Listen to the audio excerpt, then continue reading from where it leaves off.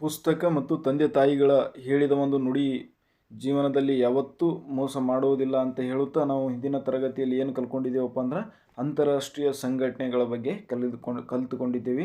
ಅದರ ಮುಂದುವರೆದ ಭಾಗ ಈ ತರಗತಿಯಾಗಿರುತ್ತದೆ ಸ್ನೇಹಿತರೆ. ಹಿಂದಿನ ತರಗತಿಯಲ್ಲಿ ನಾವು ಏನು ತಿಳ್ಕೊಂಡೇವೆ ಅಂದ್ರೆ ವರ್ಲ್ಡ್ ಬ್ಯಾಂಕ್ ಬಗ್ಗೆ ತಿಳ್ಕೊಂಡಿವಿ, ಮತ್ತು IMF ಇಂಟರ್ನ್ಯಾಷನಲ್ ಮಾನಿಟರಿ ಫಂಡ್ ಬಗ್ಗೆ ತಿಳ್ಕೊಂಡಿವಿ, ಮತ್ತು ಏನು ಬಿಮ್ಸ್ಟೆಕ್ ಬಗ್ಗೆ ತಿಳ್ಕೊಂಡಿವಿ, ಮತ್ತು ಏಷ್ಯನ್ ಡೆವಲಪ್ಮೆಂಟ್ ಬ್ಯಾಂಕ್ ಬಗ್ಗೆ ತಿಳಿದುಕೊಂಡಿದ್ದೇವೆ. ಹಾಗಾಗಿ ನಾವು ಇವಾಗ ಏನು ಸ್ಟಡಿ ಮಾಡೋಣಪ್ಪ, ಇವತ್ತು ಏನು ಸ್ಟಡಿ ಮಾಡೋಣಪ್ಪ ಅಂದ್ರೆ G7 ಗ್ರೂಪ್ ಆಫ್ G7 ಬಗ್ಗೆ ಸ್ಟಡಿ ಮಾಡೋಣ. ಏನು ಗ್ರೂಪ್ ಆಫ್ G7 ಒಂದು ಸೆಕೆಂಡು. ಗ್ರೂಪ್ ಆಫ್ G7, ಈ ಗ್ರೂಪ್ ಆಫ್ G7 ಸಂಘಟನೆ ಸ್ಥಾಪನೆ ಆಗಲಿಕ್ಕೆ ಮುಖ್ಯ ಉದ್ದೇಶ ಏನಪ್ಪ ಅಂದ್ರೆ ಹಲವಾರು ರಾಷ್ಟ್ರಗಳು 1975 ಏನು ಮಾಡಿದವಪ್ಪ ಅಂದ್ರೆ 6 ರಾಷ್ಟ್ರಗಳು ಸೇರಿ ಒಂದು ಅಂದ್ರೆ ಕೈಗಾರಿಕೆಯಲ್ಲಿ ಅಭಿವೃದ್ಧಿ ಹೊಂದಿದಂಥ ರಾಷ್ಟ್ರಗಳು ಸೇರಿ ಏನು ಮಾಡೋದಪ್ಪ ಅಂದ್ರೆ ಈ G6 ಅಂತೆ ಸ್ಥಾಪನೆ ಮಾಡಿದವು. ಮೊದಲಿಗೆ ಗ್ರೂಪ್ ಆಫ್ 6 ಅಂತೆ. ಅವಾಗ ಮತ್ತು ನೆಕ್ಸ್ಟ್ 1976 ಯಾವ ದೇಶ ಬಂದು ಸೇರ್ತದಪ್ಪ ಅಂದ್ರೆ ಕೆನಡಾ ದೇಶ ಬಂದು ಸೇರ್ತದೆ ಸ್ನೇಹಿತರೆ. ಅವಾಗ ಗ್ರೂಪ್ ಆಫ್ 7 ಆಯಿತು. ಮುಂದೆ ಯಾವಾಗಪ್ಪ ಅಂದರೆ 1997ರಲ್ಲಿ ಈ ಗ್ರೂಪನ್ನು ರಷ್ಯಾ ಸೇರ್ತದೆ. ರಷ್ಯಾ ಸೇರಿದವಪ್ಪ ಗ್ರೂಪ್ ಆಫ್ 8 ಅಂತ ಕರೀತಿದ್ರು. ಅದ ನಂತರ ಹಲವಾರು ಕಾರಣಗಳಿಂದ ಏನಾಯ್ತಪ್ಪ ಅಂದರೆ 2014ರಲ್ಲಿ ಈ ರಷ್ಯಾ ಈ ಗ್ರೂಪಿಂದ ಹೊರಗೆ ಬಂತು. ಪ್ರಸ್ತುತ ಇದು ಗ್ರೂಪ್ ಆಫ್ 7 ಅಂತೆ ಕರಿತೇವೆ ಸ್ನೇಹಿತರೆ. ಇದ್ರ ಬಗ್ಗೆ ಏನಪ್ಪ ಅಂದ್ರೆ ಇದು ಸಂಘಟನೆಗಳು ಮೊಟ್ಟ ಮೊದಲು ಎಲ್ಲಿ ಈ ಸಮ್ಮೇಳನ ನಡೀತು ಮತ್ತು ಇದು ವರ್ಷ ಸಮ್ಮೇಳನಗಳು ನಡೀತಿರ್ತವೆ. ಇದ್ರ ಬಗ್ಗೆ ನೆನಪಿಟ್ಟುಕೊಳ್ಬೇಕಾದ ಮುಖ್ಯವಾಗಿ ಏನು ನೆನಪಿಟ್ಕೋಬೇಕಪ್ಪ ಅಂದ್ರೆ ಇದು ಯಾವಾಗ ಸ್ಥಾಪನೆ ಆಯಿತು, ಇದು 1975ರಲ್ಲಿ ಸ್ಥಾಪನೆ ಆಗಿರುತ್ತದೆ. ಹಾಗಾಗಿ ಸ್ಥಾಪನೆ ಆದಾಗ ಎಷ್ಟು ರಾಷ್ಟ್ರಗಳಿದ್ದು ಅಂದ್ರೆ 6 ರಾಷ್ಟ್ರಗಳಿದ್ದು, ಸ್ಥಾಪನೆ ಆದ ನಂತರ ಅಥವಾ ಒಂದು ವರ್ಷದ ನಂತರ ಏನಾಯ್ತಪ್ಪ ಅಂದ್ರೆ ಯಾವ ದೇಶ ಬಂದು ಸೇರ್ತಪ್ಪ ಅಂದ್ರೆ ಕೆನಡಾ ದೇಶ ಬಂದು ಏನು ಇದು ಸದಸ್ಯತ್ವ ಪಡೆತು. ಗ್ರೂಪ್ ಆಫ್ 7 ಆಯಿತು. 1997ರಾಗ ಏನಾಯ್ತಪ್ಪ ಅಂದ್ರೆ ರಷ್ಯಾ ದೇಶ ಬಂದು ಸೇರುತ್ತೆ. ಅವಾಗ ಗ್ರೂಪ್ ಇದೆ ನೋಡಿ, 1997ರಲ್ಲಿ ರಷ್ಯಾ ದೇಶ ಬಂದು ಸೇರಿದ ಬಳಿಕ ಇದು ಗ್ರೂಪ್ ಆಫ್ 8 ರಾಷ್ಟ್ರಗಳ ಸಂಘಟನೆ ಆಯಿತು.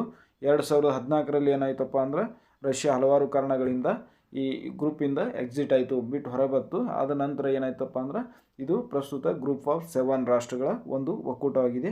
ಅದ್ರ ಯಾವ ರಾಷ್ಟ್ರಗಳು ಸ್ಥಾಪನೆ ಆಗ್ಯಾವಪ್ಪ ಅಂದ್ರೆ ಇದು ಕೈಗಾರಿಕಾ ಅಭಿವೃದ್ಧಿ ಹೊಂದಿದ ರಾಷ್ಟ್ರಗಳ ಒಂದು ಗುಂಪಾಗಿರುತ್ತದೆ ಸ್ನೇಹಿತರೆ. ಇದು ಮುಖ್ಯವಾಗಿ ಸಮ್ಮೇಳನಗಳು ಎಲ್ಲಿ ನಡೀತಪ್ಪ ಅಂದ್ರೆ 2000 ಇದು ಮೇನ್ ನೆನಪಿಟ್ಕೋಬೇಕು. 2025ರಾಗ 51ನೇ ಸಮ್ಮೇಳನ ಎಲ್ಲಿ ನಡೀತದಪ್ಪ ಅಂದ್ರೆ ಇದು ಕೆನಡಾ ದೇಶ. ಕೆನಡಾ ದೇಶ ಎಲ್ಲಿ ಅದಪ್ಪ ಅಂದ್ರೆ ಉತ್ತರ ಅಮೇರಿಕಾ ಖಂಡದಲ್ಲಿ ಕಂಡು ಬರುವಂಥ ಒಂದು ರಾಷ್ಟ್ರ ಆಗ್ಯದ. ಮತ್ತು 2024ರಲ್ಲಿ ಎಲ್ಲಿ ನಡೆದಿತ್ತು, ಇದು ಇಲ್ಲಿದೆ ನೋಡಿ. 2024ರಲ್ಲಿ ಎಲ್ಲಿ ನಡೆದಿತ್ತಪ್ಪ ಅಂದ್ರೆ ಅದು ಇಟ್ಲಿ ದೇಶದ ಒಂದು ಅಪುಲಿಯಾ ಅನ್ನೋ ದ್ವೀಪದಲ್ಲಿ ನಡೆದಿತ್ತು. ಈ ಗ್ರೂಪ್ ಆಫ್ 7 ರಾಷ್ಟ್ರದಲ್ಲಿ ಯಾವ್ಯಾವ ರಾಷ್ಟ್ರಗಳು ಅದಾವ ಮತ್ತು ಅದನ್ನು ಯಾವ ರೀತಿ ನೆನಪಿಟ್ಕೋಬೇಕು ಅಂತ ಒಂದು ಕೋಡ್ ಅಥವಾ ಸ್ಟ್ರಾಟಜಿ ಮೂಲಕ ನಾವು ನೆನಪಿಡೋಣ. ಇಲ್ಲಿದೆ ನೋಡಿ. ಮೊದಲು ನಮ್ಮ ಏಷ್ಯಾ ಖಂಡದಲ್ಲಿ ಯಾವ್ದು ರಾಷ್ಟ್ರ ಅದಪ್ಪ ಅಂದ್ರೆ ಜಪಾನ್. ನೆಕ್ಸ್ಟ್ ನಾವೇನು ನೋಡೋಣ, ಉತ್ತರ ಅಮೇರಿಕಾ ಖಂಡದಲ್ಲಿ ಏನವ USA ಮತ್ತು ಕೆನಡಾ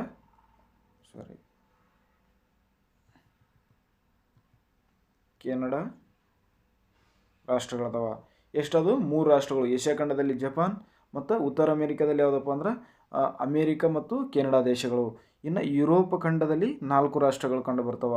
ಯಾವಪ್ಪ ಅಂದ್ರೆ ಇಟಲಿ, ಜರ್ಮನಿ ಮತ್ತು ಫ್ರಾನ್ಸ್ ಮತ್ತು UK ಅಥವಾ ಇಂಗ್ಲೆಂಡ್ ಅಂತ ಕರಿತೀವಿ. ಇದು ನೀವು ನೋಟ್ಸ್ ಮಾಡ್ಕೊಳ್ಳೋಕೆ ಸಾಧ್ಯ ಆಗಿರಬೇಕು. ಯಾಕಂದ್ರೆ ನಾವು ಪದೇ ಏನಾಯ್ತು ಅಂದ್ರೆ ಒಂದು ಸ್ವಲ್ಪ ದಿನ ಅಥವಾ ಒಂದು ವಾರ 15 ದಿನ ಬಿಟ್ಟು ಅಂದ್ರೆ ಮತ್ತೆ ನೆನಪು ಹಾರುವ ಸಾಧ್ಯತೆ ಇರುತ್ತೆ. ಸ್ವಲ್ಪ ನೋಟ್ಸ್ ಮಾಡ್ಕೊಳ್ಳೋಕೆ ಸಾಧ್ಯ ಆಗಿರಬೇಕು. ಯಾವ್ಯಾವ ಗ್ರೂಪ್ ಆಫ್ G7 ರಾಷ್ಟ್ರಗಳು ಯಾವಪ್ಪ ಅಂದರೆ ಏಷ್ಯಾ ಖಂಡದಲ್ಲಿ ಜಪಾನ್, ಯುರೋಪ್ ಖಂಡದಲ್ಲಿ 4 ಯಾವುದಪ್ಪ ಅಂದರೆ ಇಟ್ಲಿ, ಫ್ರಾನ್ಸ್, ಜರ್ಮನಿ ಮತ್ತು ಕೆನಡಾ ಆಗಿರ್ತದೆ. ಅದೇ ಏನಪ್ಪ ಅಂದ್ರೆ ಉತ್ತರ ಅಮೇರಿಕಾದಲ್ಲಿ ಯಾವ ಬಂದಪ್ಪ ಅಂದ್ರೆ ಅಮೇರಿಕಾ ಮತ್ತು ಕೆನಡಾ ಆಗಿರ್ತದೆ. ನೆಕ್ಸ್ಟ್ ನೋಡೋಣ, ಗ್ರೂಪ್ ಆಫ್ 20 ಅಂದರೆ G20 ರಾಷ್ಟ್ರಗಳ ಸಂಘಟನೆ ಏನು. ಈ ಸಂಘಟನೆ ಅಂದರೆ ಕೈಗಾರಿಕೆ ಅಭಿವೃದ್ಧಿ ಹೊಂದಿರುತ್ತಿರುವ ಮತ್ತು ಕೈಗಾರಿಕೆ ಅಭಿವೃದ್ಧಿ ಹೊಂದಿದ ಮತ್ತು ಅಭಿವೃದ್ಧಿ ಹೊಂದುತ್ತಿರುವ ಒಂದು 20 ರಾಷ್ಟ್ರಗಳ ಗುಂಪು ಏನಪ್ಪ ಅಂದ್ರೆ ಒಂದು ಈ ಸಂಘಟನೆಯ ಸ್ಥಾಪನೆ ಮಾಡ್ತವೆ. ಆ G20 ರಾಷ್ಟ್ರಗಳಲ್ಲಿ ಯಾವ್ಯಾವ ದೇಶ ಅದಾವ ಅಂದ್ರೆ ಅರ್ಜೆಂಟೈನಾ, ಅರ್ಜೆಂಟೈನಾ ಯಾವ ಖಂಡದಲ್ಲಿ ಬರ್ತೈತೆ ನೀವು ಥಿಂಕ್ ಮಾಡ್ಕೊತ ಹೋಗ್ಬೇಕಂದ್ರೆ ನಾವು ಒಂದೊಂದಾಗಿ ಕಲಿತಾ ಅದು ನೆನಪಿಟ್ಕೊಳಕ್ಕೆ ಸಾಧ್ಯ ಆಗ್ತದೆ. China, Indonesia, South Africa, Australia, India, Italy ಮತ್ತು ಅಮೇರಿಕಾ, ಮೆಕ್ಸಿಕೋ, ಟರ್ಕಿ ಮತ್ತು Brazil, France, Japan, Russia, England, Canada ಮತ್ತು ಜರ್ಮನಿ, ದಕ್ಷಿಣ ಕೊರಿಯಾ ಮತ್ತು ಸೌದಿ ಅರೇಬಿಯಾ ಮತ್ತು ಯುರೋಪಿಯನ್ ಒಕ್ಕೂಟ ಪ್ಲಸ್ ಇವಾಗ ಏನದಂದ್ರೆ ಆಫ್ರಿಕನ್ ಒಕ್ಕೂಟ ಒಂದು ಇದರಲ್ಲಿ ಸದಸ್ಯತ್ವ ಪಡೆದಿದೆ ಸ್ನೇಹಿತರೆ. ಹಾಗಾಗಿ ನಾವು ಏನು ನೆನ್ಪಿಟ್ಕೋಬೇಕಂದ್ರೆ ಯಾವ ರಾಷ್ಟ್ರ ಅದಾವಂತೆ ನೋಡ್ಕೋಬೇಕು ಮತ್ತು ಅವು ನಮ್ಮ ಸುಮ್ಮನೆ ಒಂದು ಯಾವ ರಾಷ್ಟ್ರ ಅಂದ್ರೆ ಅರ್ಜೆಂಟೈನಾ ಅಂದ್ರೆ ಯಾವಲ್ಲಿ ಬರ್ತದೆ ಮತ್ತು ಅರ್ಜೆಂಟೈನಾ ಯಾವ ಖಂಡದ ಬರ್ತದೆ, ಚೀನಾದ ಪಟ್ಟತೆ ಏಷ್ಯಾ ಖಂಡದಲ್ಲಿ ಬರ್ತದೆ. ಮತ್ತು ಅತಿ ಹೆಚ್ಚು ಜನಸಂಖ್ಯೆ ಪ್ರಸ್ತುತ ಭಾರತ ಇದೆ ಬಿಡಿ, ಅತಿ ಹೆಚ್ಚು ಜನಸಂಖ್ಯೆ ಹೊಂದಿರೋ ರಾಷ್ಟ್ರ ಅಂತ ಇದು ಮಾಡ್ತೀವಿ. ಮತ್ತು ಇಂಡೋನೇಷ್ಯಾ ಎಲ್ಲಿ ಬರ್ತದೆ ಅದು ಏಷ್ಯಾ ಖಂಡದಲ್ಲಿ ಬರ್ತದೆ, ಅದು ಯಾವ ಸಮುದ್ರದಲ್ಲಿ ಕಂಡು ಬರ್ತದೆ. ಸುಮ್ಮನೆ ಸ್ವಲ್ಪ ನೆನ್ಪಿಟ್ಕೋತಾ ಹೋದರೆ ಮುಂದೆ ನಾವು ಏನಾಗುತ್ತೆ ಅಂದ್ರೆ ಬೇರೆ ಓದುವಾಗೂ ಇದು ಏನಂತ ಒಂದು ಈಸಿಯಾಗಿ ಇಂಡೋನೇಷ್ಯಲ್ಲಿ ಅದ ಅದು ರಾಜಧಾನಿ ಜಕಾರ್ತ ಈ ಥರ ನೆನ್ಪಿಟ್ಕೊಳಕ್ಕೆ ಸಾಧ್ಯ ಆಗಿರಬೇಕು. ನೆಕ್ಸ್ಟ್ ಹೋಗೋಣ. ಇಲ್ಲಿದೆ ನೋಡಿ, ನಾನು ಹೇಳಿದೆ ಇಲ್ಲಿವರೆಗೂ G20 ರಾಷ್ಟ್ರಗಳ ಸಂಘಟನೆ ಕೈಗಾರಿಕಾ ಅಭಿವೃದ್ಧಿ ಹೊಂದಿದ ಮತ್ತು ಅಭಿವೃದ್ಧಿ ಹೊಂದುತ್ತಿರುವ 19 ರಾಷ್ಟ್ರಗಳು ಮತ್ತು ಯುರೋಪಿಯನ್ ಒಕ್ಕೂಟ ಒಳಗೊಂಡಿತು. ಮತ್ತು ಪ್ರಸ್ತುತ ಇದು 19 ರಾಷ್ಟ್ರಗಳು ಮತ್ತು ಏನದ ಯುರೋಪಿಯನ್ ಒಕ್ಕೂಟ ಮತ್ತು ಆಫ್ರಿಕನ್ ಒಕ್ಕೂಟವನ್ನು ಒಳಗೊಂಡಿರುತ್ತದೆ. ಮುಂದೆ ನೋಡೋಣ. ಇವಾಗ ಏನು ನೋಡೋಣಪ್ಪ ಅಂದರೆ ಯಾವ ಸಂಘಟನೆ ಅಂದ್ರೆ ಸಾರ್ಕ್ ಸಂಘಟನೆ ಬಗ್ಗೆ ನಾವು ತಿಳ್ಕೊಳ್ಳೋಣ.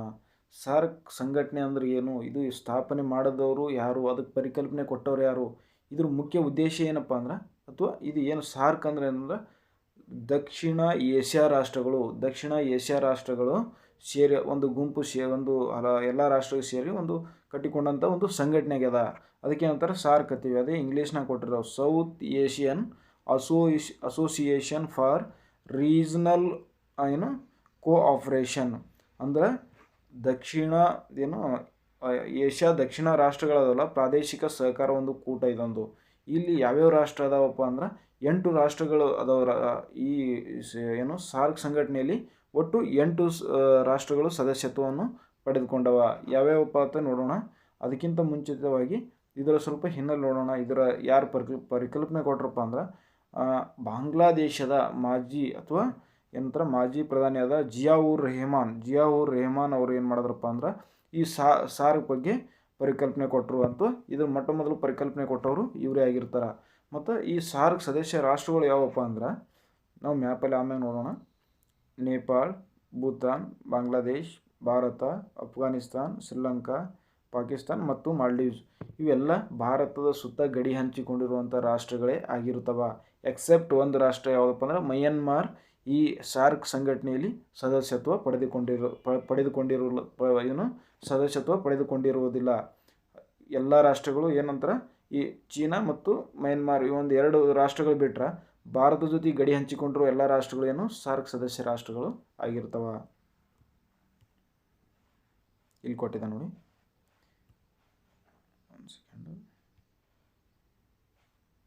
ಸಾರ್ಕ್ ಯಾವಾಗ ಸ್ಥಾಪನೆ ಆಯಿತು ಅಂದ್ರೆ 1985 ಡಿಸೆಂಬರ್ 8ರಂದು ಸ್ಥಾಪನೆ ಆಯಿತು. ಇದರ ಮೊದಲ ಸಮ್ಮೇಳನ ಎಲ್ಲಿ ನಡೀತು ಅಂದ್ರೆ 1985 ಬಾಂಗ್ಲಾದೇಶದ ಢಾಕಾದಲ್ಲಿ ನಡೆಯಿತು. ಅದೇ ನೆಕ್ಸ್ಟ್ ವರ್ಷ 1986 ಅಂದರೆ ನಮ್ಮ ಭಾರತ ದೇಶದಲ್ಲಿ ದೆಹಲಿಯಲ್ಲಿ ಜರುಗಿತು. ಇದರ ಮುಖ್ಯ ಇಲ್ಲಿ ಕೊಟ್ಟಿದೆ ನೋಡಿ. ಭಾರತವು ಒಂದು ಸಾರ್ಕ್ ಕೂಟದಲ್ಲಿ ನೈಸರ್ಗಿಕ ವಿಕೋಪಕ್ಕೆ ಸಂಬಂಧಿಸಿದಂತೆ ಜವಾಬ್ದಾರಿಯನ್ನು ಹೊಂದಿದ್ದು ಸದಸ್ಯ ರಾಷ್ಟ್ರಗಳಲ್ಲಿ ಯಾವುದೇ ನೈಸರ್ಗಿಕ ವಿಕೋಪಕ್ಕೆ ಸಂಬಂಧಿಸಿದಿರುವ ಸಂಬಂಧಿಸಿದಂಥ ಅಂದರೆ ನೈಸರ್ಗಿಕ ವಿಕೋಪಕ್ಕೆ ಏನಾದರೂ ಸಮಸ್ಯೆ ಆದರೆ ಅದು ಭಾರತ ದೇಶ ಸಹಾಯ ಹಸ್ತ ನೀಡಬೇಕಿದೆ. ಅಂದರೆ ಎಲ್ಲಕ್ಕೂ ಒಂದೊಂದು ಜವಾಬ್ದಾರಿಯನ್ನು ವಹಿಸ್ಯಾರ. ಅದಕ್ಕೆ ನಮ್ಮ ಭಾರತಕ್ಕೆ ಏನು ಜವಾಬ್ದಾರಿ ವಹಿಸ್ಯಾರ ಅಂದ್ರೆ ಒಂದು ನೈಸರ್ಗಿಕ ವಿಕೋಪ ಅಂದರೆ ಭೂಕಂಪ ಅಥವಾ ಏನಂತಾರೆ ಫ್ಲಡ್ ಬಂದಿರುತ್ತಲ್ಲ ಅದರ ಜವಾಬ್ದಾರಿ ಯಾವುದಪ್ಪ ಅಂದ್ರೆ ನಮ್ಮ ಭಾರತ ದೇಶದ್ದು ಆಗಿರ್ತದೆ. ಹೋಗೋಣ. ಇಲ್ಲಿದೆ ನೋಡಿ ಮೇನು ಸದಸ್ಯ ರಾಷ್ಟ್ರಗಳಿಗೆ ನಿರ್ವಹಿಸಬೇಕಾದ ವಲಯಗಳು ಅಥವಾ ಪ್ರಾದೇಶಿಕ ಕೇಂದ್ರಗಳು ಏನು ಅಥವಾ ಅವು ಒಂದೊಂದು 8 ದೇಶಕ್ಕೆ ಒಂದೊಂದು ಜವಾಬ್ದಾರಿ ಕೊಟ್ಟಿದ್ದಾರೆ. ಅದ್ರಾಗ ಕೃಷಿ ಕ್ಷೇತ್ರ ಮತ್ತು ಹವಾಮಾನ ಬದಲಾವಣೆಗೆ ಯಾರಿಗೆ ಕೊಟ್ಟರು ಅಂದ್ರೆ ಬಾಂಗ್ಲಾದೇಶದ ಢಾಕಾ ಇದರ ಕೇಂದ್ರ ಕಚೇರಿ ಅಂದ್ರೆ ಪ್ರಾದೇಶಿಕ ಕೇಂದ್ರ ಕಚೇರಿ ಎಲ್ಲದಪ್ಪ ಅಂದ್ರೆ ಬಾಂಗ್ಲಾದೇಶದ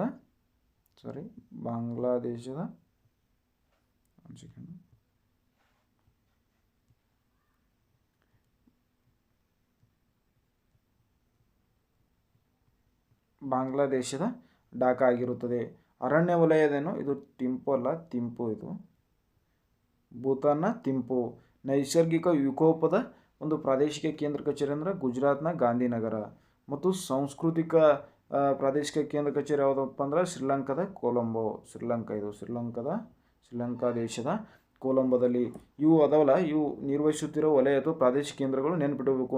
ಮುಖ್ಯವಾಗಿ ನಮ್ಮ ಭಾರತದಲ್ಲಿ ಯಾವುದದ ಅಂದರೆ ಮುಖ್ಯವಾಗಿ ನಮ್ಮ ಭಾರತದ ಯಾವುದು ಒಂದು ಏನಪ್ಪ ಅಂದ್ರೆ ನೈಸರ್ಗಿಕ ವಿಕೋಪಗಳ ಜವಾಬ್ದಾರಿ ಕೊಟ್ರೆ ಅದರ ಕೇಂದ್ರ ಕಚೇರಿ ಎಲ್ಲಿ ಅದಂದ್ರೆ ಗುಜರಾತ್ನ Gandhinagar.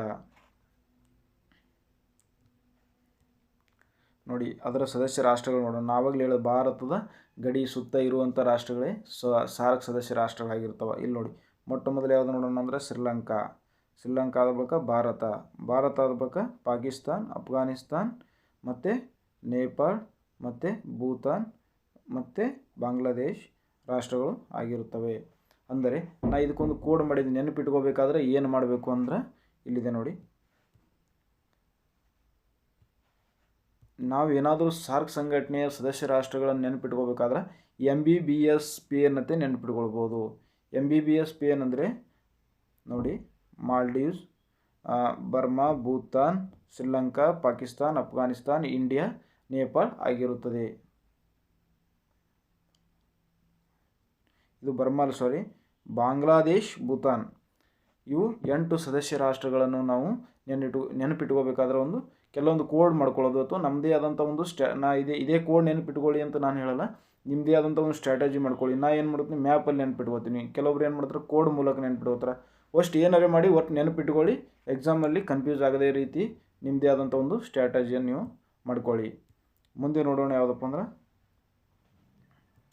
South East Asian Nations ಅಂದರೆ ದಕ್ಷಿಣ ಏಷ್ಯಾ ಪೂರ್ವ ರಾಷ್ಟ್ರಗಳ ಒಂದು ಸಂಘಟನೆ ಅದಲ್ಲ. ಇದಕ್ಕೆ ಆಸಿಯಾನ್ ಹತ್ರ ಅಂದರೆ ನಮ್ಮ ಏಷ್ಯಾ ಖಂಡದ ದಕ್ಷಿಣದ ಪೂರ್ವ ರಾಷ್ಟ್ರಗಳು ಪೆಸಿಫಿಕ್ ಮಹಾಸಾಗರದಲ್ಲಿ ಕಂಡು ಬರುತ್ತವಲ್ಲ ಪೂರ್ವ ರಾಷ್ಟ್ರಗಳು ಏನು ಮಾಡ್ತಾವಪ್ಪ ಅಂದ್ರೆ ಒಂದು ಸಂಘಟನೆ ಮಾಡ್ಕೋತಾವ. ಆ ಸಂಘಟನೆ ಯಾವುದಪ್ಪ ಅಂದ್ರೆ ಆಸಿಯಾನ್ ಸಂಘಟನೆ ಆಗಿರುತ್ತದೆ. ಆ ಸಂಘಟನೆ ಯಾವಾಗ ಸ್ಥಾಪನೆ ಆಯ್ತಪ್ಪ ಅಂದ್ರೆ 1967 ಆಗಸ್ಟ್ 8ರಂದು ಈ ಸಂಘಟನೆ ಸ್ಥಾಪನೆ ಆತ. ಆ ಸಂಘಟನೆ ಸ್ಥಾಪನೆ ಆಗಲಿಕ್ಕೆ ಉದ್ದೇಶ ಏನು ಮತ್ತು ಆ ಸಂಘಟನೆಯಲ್ಲಿ ಎಷ್ಟು ರಾಷ್ಟ್ರಗಳದವ ಅಂತ ನಾವು ತಿಳ್ಕೊಳ್ಳೋಣ. ಅದರಲ್ಲಿ ಒಟ್ಟು ಎಷ್ಟಪ್ಪ ಅಂದ್ರೆ 10 ರಾಷ್ಟ್ರಗಳದವ. ಇಲ್ಲಿದೆ ನೋಡಿ 10 ರಾಷ್ಟ್ರಗಳು ಈ ಆಸಿಯಾನ್ ಸಂಘಟನೆಯಲ್ಲಿ ಟೋಟಲ್ ಸದಸ್ಯತ್ವ ರಾಷ್ಟ್ರಗಳು 10 ಆಗಿದಾವ. ಇಲ್ಲಿದೆ ನೋಡಿ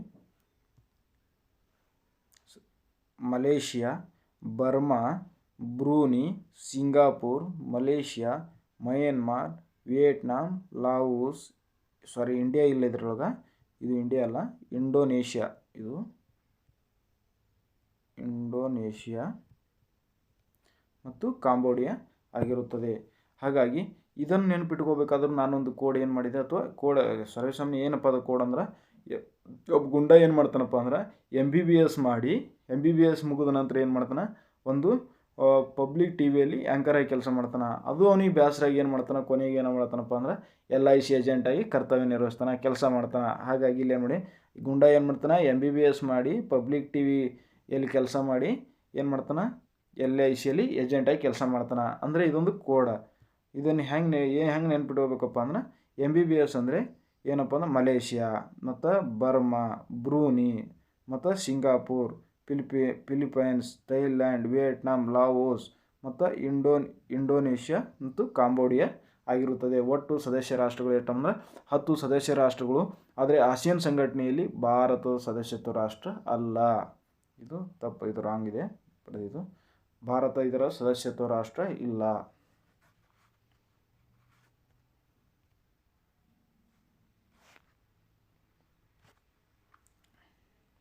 ಒಂದು ಸೆಕೆಂಡ್, ನೆಕ್ಸ್ಟ್ ನೋಡೋಣ. ಮುಖ್ಯವಾಗಿ ಆಸಿಯಾನ್ ಸಂಘಟನೆ ಸಮಿಟ್ 2020 ಇದೇ ನಾವು ಕರೆಂಟ್ ಅಫೇರ್ಸ್ ಲಿಂಕ್ ಮಾಡ್ಕೊಳ್ಳೋದು. ಏನಪ್ಪ ಅಂದ್ರೆ ಆಸಿಯಾನ್ ಸದಸ್ಯ ರಾಷ್ಟ್ರಗಳ ಸಂಘಟನೆ 2025 ಸಮಿಟ್ ಎಲ್ಲಿ ನಡೀತಪ್ಪ ಅಂದ್ರೆ ಮಲೇಷಿಯಾದಲ್ಲಿ ನಡೆದಿರುತ್ತೆ ಸ್ನೇಹಿತರೆ. ಇದರ ಮುಖ್ಯ ಧ್ಯೇಯವಾಕ್ಯ ಅಂದರೆ ಇದರದ್ದು ಒಂದೇ ಒಂದು ಧ್ಯೇಯವಾಕ್ಯ ಅದು ಚೇಂಜ್ ಆಗಲ್ಲ. 1 ವಿಷನ್ 1 ಐಡೆಂಟಿಟಿ 1 ಕಮ್ಯುನಿಟಿ. ಅಂದರೆ 1 ವಿಷನ್ 1 ಐಡೆಂಟಿಟಿ 1 ಕಮ್ಯುನಿಟಿ. ಒಂದು ಗುರಿ, ಒಂದು ಗುರುತು ಮತ್ತು ಒಂದು ಸಮುದಾಯ ಅಂತ ಅರ್ಥ ಇದ್ರದ್ದು. ಅಂತ ಇದ್ರದ್ದು ಕಂಪಲ್ಸರಿ ಇದು ಧ್ಯೇಯವಾಕ್ಯ. ಆಲ್ರೆಡಿ ಹಿಂದಿನ ಪರೀಕ್ಷೆಯಲ್ಲಿ ಕೇಳಿದಾನ, ಇದೊಂದು ಬರೆದಿಟ್ಕೊಳಕ್ಕೆ ಅಥವಾ ನೆನಪಿಟ್ಕೊಳಕ್ಕೆ ಸಾಧ್ಯ ಆಗಿರಬೇಕು. ನೆಕ್ಸ್ಟ್ ಹೋಗೋಣ. ಮ್ಯಾಪ್ ಮೂಲಕ ಈ ಸದಸ್ಯ ರಾಷ್ಟ್ರಗಳು ನೋಡೋಣ ನಾವು. ಮಯನ್ಮಾರ್, ಲಾವೋಸ್, ಥೈಲ್ಯಾಂಡ್ ಮತ್ತು ಕಾಂಬೋಡಿಯಾ ಮತ್ತು Singapore, Malaysia, Brunei, Indonesia, Philippines ಮತ್ತು ವಿಯೆಟ್ನಾಂ ದೇಶಗಳು ಈ ಸದಸ್ಯ ರಾಷ್ಟ್ರಗಳು ಹೊಂದಿವ.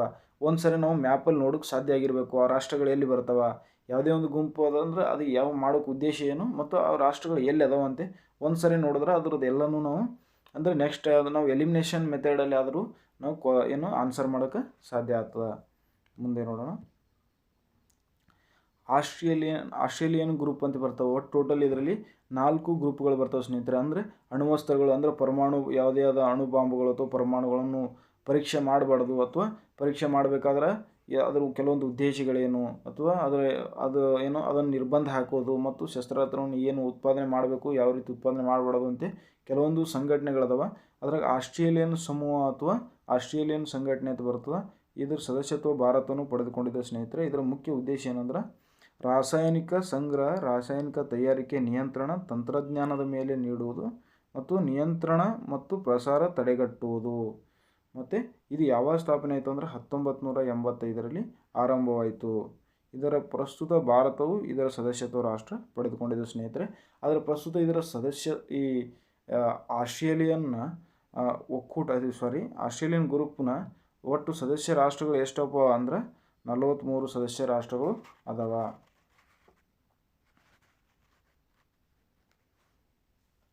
ನೆಕ್ಸ್ಟ್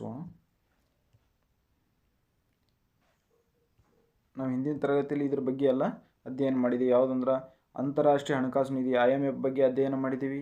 ಮತ್ತು ವಿಶ್ವ ಬ್ಯಾಂಕ್ ಮತ್ತು Asian development bank, world trade organisation, BRICS, BIMSTEC ಮತ್ತು ಈಗ ಆಲ್ರೆಡಿ ಇವತ್ತು ಏನು ತಿಳ್ಕೊಂಡಿವಿ, G7 ತಿಳ್ಕೊಂಡಿವಿ, G20, ಸಾರ್ಕ್ ಬಗ್ಗೆ ತಿಳ್ಕೊಂಡಿವಿ, ಆಸ್ಟ್ರೇಲಿಯನ್ ಸಮೂಹದ ಬಗ್ಗೆ ತಿಳಿದುಕೊಂಡಿವಿ ಸ್ನೇಹಿತರೆ. ಮತ್ತು ಇವಾಗ ಇದರದ ಮುಂದುವರೆದ ಭಾಗ ಯಾವುದಪ್ಪ ಅಂದ್ರೆ ಈ ವಾಸ್ ನೇರ ಅಂತ ಬರುತ್ತೆ. ಇದನ್ನು ಏನಪ್ಪ ಅಂದ್ರೆ ಸಾಂಪ್ರದಾಯಿಕ ಶಸ್ತ್ರಾಸ್ತ್ರ ದ್ವಿಬಳಕೆ ಸಾಧನ ಮತ್ತು ಶಸ್ತ್ರಾಸ್ತ್ರ ತಂತ್ರಜ್ಞಾನಗಳ ರಫ್ತು ನಿಯಂತ್ರಣ ಸಂಘಟನೆ ಆಗಿದೆ. ಇದು ಯಾವಾಗ ಅಂದ್ರೆ 1996 ಜುಲೈನಲ್ಲಿ ಸ್ಥಾಪನೆ ಆಯಿತು. ಇದರ ಕೇಂದ್ರ ಕಚೇರಿಯಲ್ಲಿ ಅದಂದ್ರೆ ಆಸ್ಟ್ರೇಲಿಯಾದ ವಾಸೆನಾರದಲ್ಲಿ ಇದೆ. ಇದನ್ನು ತಂತ್ರಜ್ಞಾನವನ್ನು ನಾಗರಿಕ ಮತ್ತು ಸೇನಾ ಉದ್ದೇಶಗಳಿಗಾಗಿ ಬಳಸುವುದಾಗಿದೆ. ಯಾವುದೇ ಒಂದು ತಂತ್ರಜ್ಞಾನ ಅದ ಅಥವಾ ಅದನ್ನು ನಾಗರಿಕ ಮತ್ತು ಸೇನಾ ಉದ್ದೇಶಗಳಿಗಾಗಿ ಬಳಸಬೇಕು. ಏನಂತಾರೆ ಭಯೋತ್ಪಾದಕರ ಕೈಯಲ್ಲಿ, ಈ ಉಗ್ರಗಾಮಿಗಳ ಕೈಯಲ್ಲಿ ಇದು ಸಿಗಬಾರ್ದು. ಯಾವುದೇ ಒಂದು ಅಣು ಬಾಂಬ್ ಅಂತೆ ಈ ಕೆಲವೊಂದು ಏನು ಮಾಡ್ತಾರೆ ಇಲ್ಲಿ ನಿರ್ಧಾರಗಳು ತೆಗೆದುಕೊಳ್ತಾರೆ. ಅದರಲ್ಲಿ ಭಾರತವನ್ನು ಇದರ ಸದಸ್ಯತ್ವ ರಾಷ್ಟ್ರ ಯಾವಾಗ ಸದಸ್ಯತ್ವ ಪಡೆದಪ್ಪ ಅಂದ್ರೆ 2017ರಲ್ಲಿ ಇದು ಭಾರತ ಸದಸ್ಯತ್ವ ಪಡೆದ. ಇದರಲ್ಲಿ ಎಷ್ಟು ಸದಸ್ಯ ರಾಷ್ಟ್ರಗಳದಾವಪ್ಪ ಅಂದ್ರೆ ಒಟ್ಟು 42 ಸದಸ್ಯ ರಾಷ್ಟ್ರಗಳು ಹೊಂದಿದೆ ಸ್ನೇಹಿತರೆ. ಮುಂದೆ ಹೋಗೋಣ. ಇನ್ನೊಂದು ಬರುತ್ತೆ MTC, ಭಾಳ ಇಂಪಾರ್ಟೆಂಟ್ ಇವು. MTCR ಅಂದರೆ ಏನಂತ ಕೇಳ್ಬಿಡ್ತಾನೆ ಅಂದರೆ ಫುಲ್ ಫಾರ್ಮ್ ಕೇಳ್ಬಿಡ್ತಾನೆ. ಏನಪ್ಪ ಅಂದ್ರೆ ಮಿಸೈಲ್ ಟೆಕ್ನಾಲಜಿ ಕಂಟ್ರೋಲ್ ರೆಸ್ಯೂಮ್ ಅಂತ ಅರ್ಥ. ಇದು ಏನಪ್ಪ ಅಂದರೆ ಈ ಸಂಘಟನೆ G7 ಸಮೂಹದ ರಾಷ್ಟ್ರಗಳು ಸೇರಿ, G7 ಆಲ್ರೆಡಿ ಹೇಳಿದೆ ಯಾವ್ಯಾವ ರಾಷ್ಟ್ರಗಳಂತ ನೆನಪು ಮಾಡ್ಕೊಳ್ಳಿ ಒಂದ್ಸರಿ. ಈ ಕಡೆ ಏಷ್ಯಾ ಖಂಡದಲ್ಲಿ ಜಪಾನ್, ಈ ಕಡೆ ಏನಪ್ಪ ಅಂದ್ರೆ ಉತ್ತರ ಅಮೇರಿಕಾ ಖಂಡದಲ್ಲಿ ಕೆನಡಾ ಮತ್ತು USA ಕಂಡು ಬರ್ತದೆ. ಮತ್ತು ಯುರೋಪ್ ಖಂಡದಲ್ಲಿ ಯಾವ್ಯಾವ ಬರ್ತವೆ ಇಟ್ಲಿ ಮತ್ತು ಫ್ರಾನ್ಸ್, ಜರ್ಮನಿ ಮತ್ತು ಇನ್ನೊಂದು ರಾಷ್ಟ್ರಗಳು ಕಂಡು ಬರ್ತದೆ. ಅದು ಯಾವುದಂತ ನೀವು ಕಾಮೆಂಟ್ ಮಾಡೋಕ್ಕೆ ಸಾಧ್ಯ ಆಗಿರಬೇಕು. ಇದು ನೋಡಿ G7 ರಾಷ್ಟ್ರಗಳು ಈ ಸಮೂಹವು 1987ರಲ್ಲಿ ಏನಪ್ಪ ಅಂದರೆ ಕೆನಡಾ, ಫ್ರಾನ್ಸ್, ಜರ್ಮನಿ, ಇಟ್ಲಿ ಇಲ್ಲಿದೆ ನೋಡಿ. ಕೆನಡಾ, ಫ್ರಾನ್ಸ್, ಜರ್ಮನಿ ಮತ್ತು ಇಟ್ಲಿ, ಜಪಾನ್, UK ಮತ್ತು ಅಮೇರಿಕಾ, ಇಂಗ್ಲೆಂಡ್ ಎಲ್ಲ ರಾಷ್ಟ್ರಗಳು ಸೇರಿ ಏನು ಮಾಡೋದಪ್ಪ ಅಂದ್ರೆ ಕ್ಷಿಪಣಿ ಆಗಬೇಕು. ಇದು ಕ್ಷಿಪಣಿ ಸಾಮಗ್ರಿಗಳು ಮತ್ತು ಸಮೂಹ ನಾಶಕ ಅಸ್ತ್ರಗಳ ಸಾಗಾಟದ ಮೇಲೆ ಒಂದು ನಿಗಾ ವಹಿಸುವುದು. ಅಂದ್ರೆ ಈ ಕ್ಷಿಪಣಿ ಸಾಮಗ್ರಿಗಳು ಯಾವ ರೀತಿ ಎಲ್ಲಿ ಹೋಗ್ತವ ಮತ್ತು ಅವು ಎಲ್ಲಿ ಕಳಿಸ್ತಾರೆ ಅದು ಕೆಲವೊಂದು ಅಂದರೆ ನಿಯಂತ್ರಣಾ ಕ್ರಮಗಳನ್ನು ತೆಗೆದುಕೊಳ್ಳೋದು. ಅಂದರೆ ಯಾವುದೇ ಒಂದು ಉದ್ದೇಶ ಒಂದು ವಸ್ತುಗಳನ್ನ ಅಥವಾ ಒಂದು ಬಾಂಬನ್ನು ತಯಾರು ಮಾಡಿ ಒಬ್ಬ ಭಯೋತ್ಪಾದಕರ ಕೈ ಸಿಕ್ಕರೆ ಅವರು ಎಲ್ಲಾದರೂ ಒಂದು ಜನ ಸಮೂಹದ ಮೇಲೆ ಹೋಗಿರ್ತಾರೆ ಅಥವಾ ಒಂದು ಧರ್ಮದ ಮಧ್ಯೆ ಜಗಳ ಹಚ್ಚಕ್ಕೆ ಅಥವಾ ರಾಷ್ಟ್ರಗಳ ಮಧ್ಯೆ ಒಂದು ಏನಂತರ ಗಲಾಟೆ ಮಾಡಿಸುವ ಒಂದು ಸಂಭವ ಇರುತ್ತೆ, ಅಥವಾ ಜನರ ಜೀವ ಹಾನಿ ಮಾಡುವ ಒಂದು ಸಾಧ್ಯತೆ ಇರುತ್ತದೆ. ಇದರ ಸದಸ್ಯತ್ವ ರಾಷ್ಟ್ರ ಯಾವ ಏನಪ್ಪ ಅಂದ್ರೆ 2016ರಲ್ಲಿ ಭಾರತವು ಇದು ಸದಸ್ಯತ್ವ ಪಡೆದದ.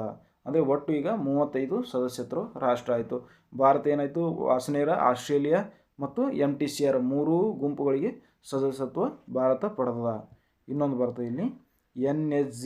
ಈ NSG ಅಂದರೆ ನ್ಯೂಕ್ಲಿಯರ್ ಸಪ್ಲೈಯರ್ಸ್ ಗ್ರೂಪ್ ಅಂತ ಬರ್ತದೆ. ಇದ್ರ ಮುಖ್ಯ ಇದು ಭಾರತ ಸದಸ್ಯತ್ವ ಪಡೆದಿಲ್ಲ.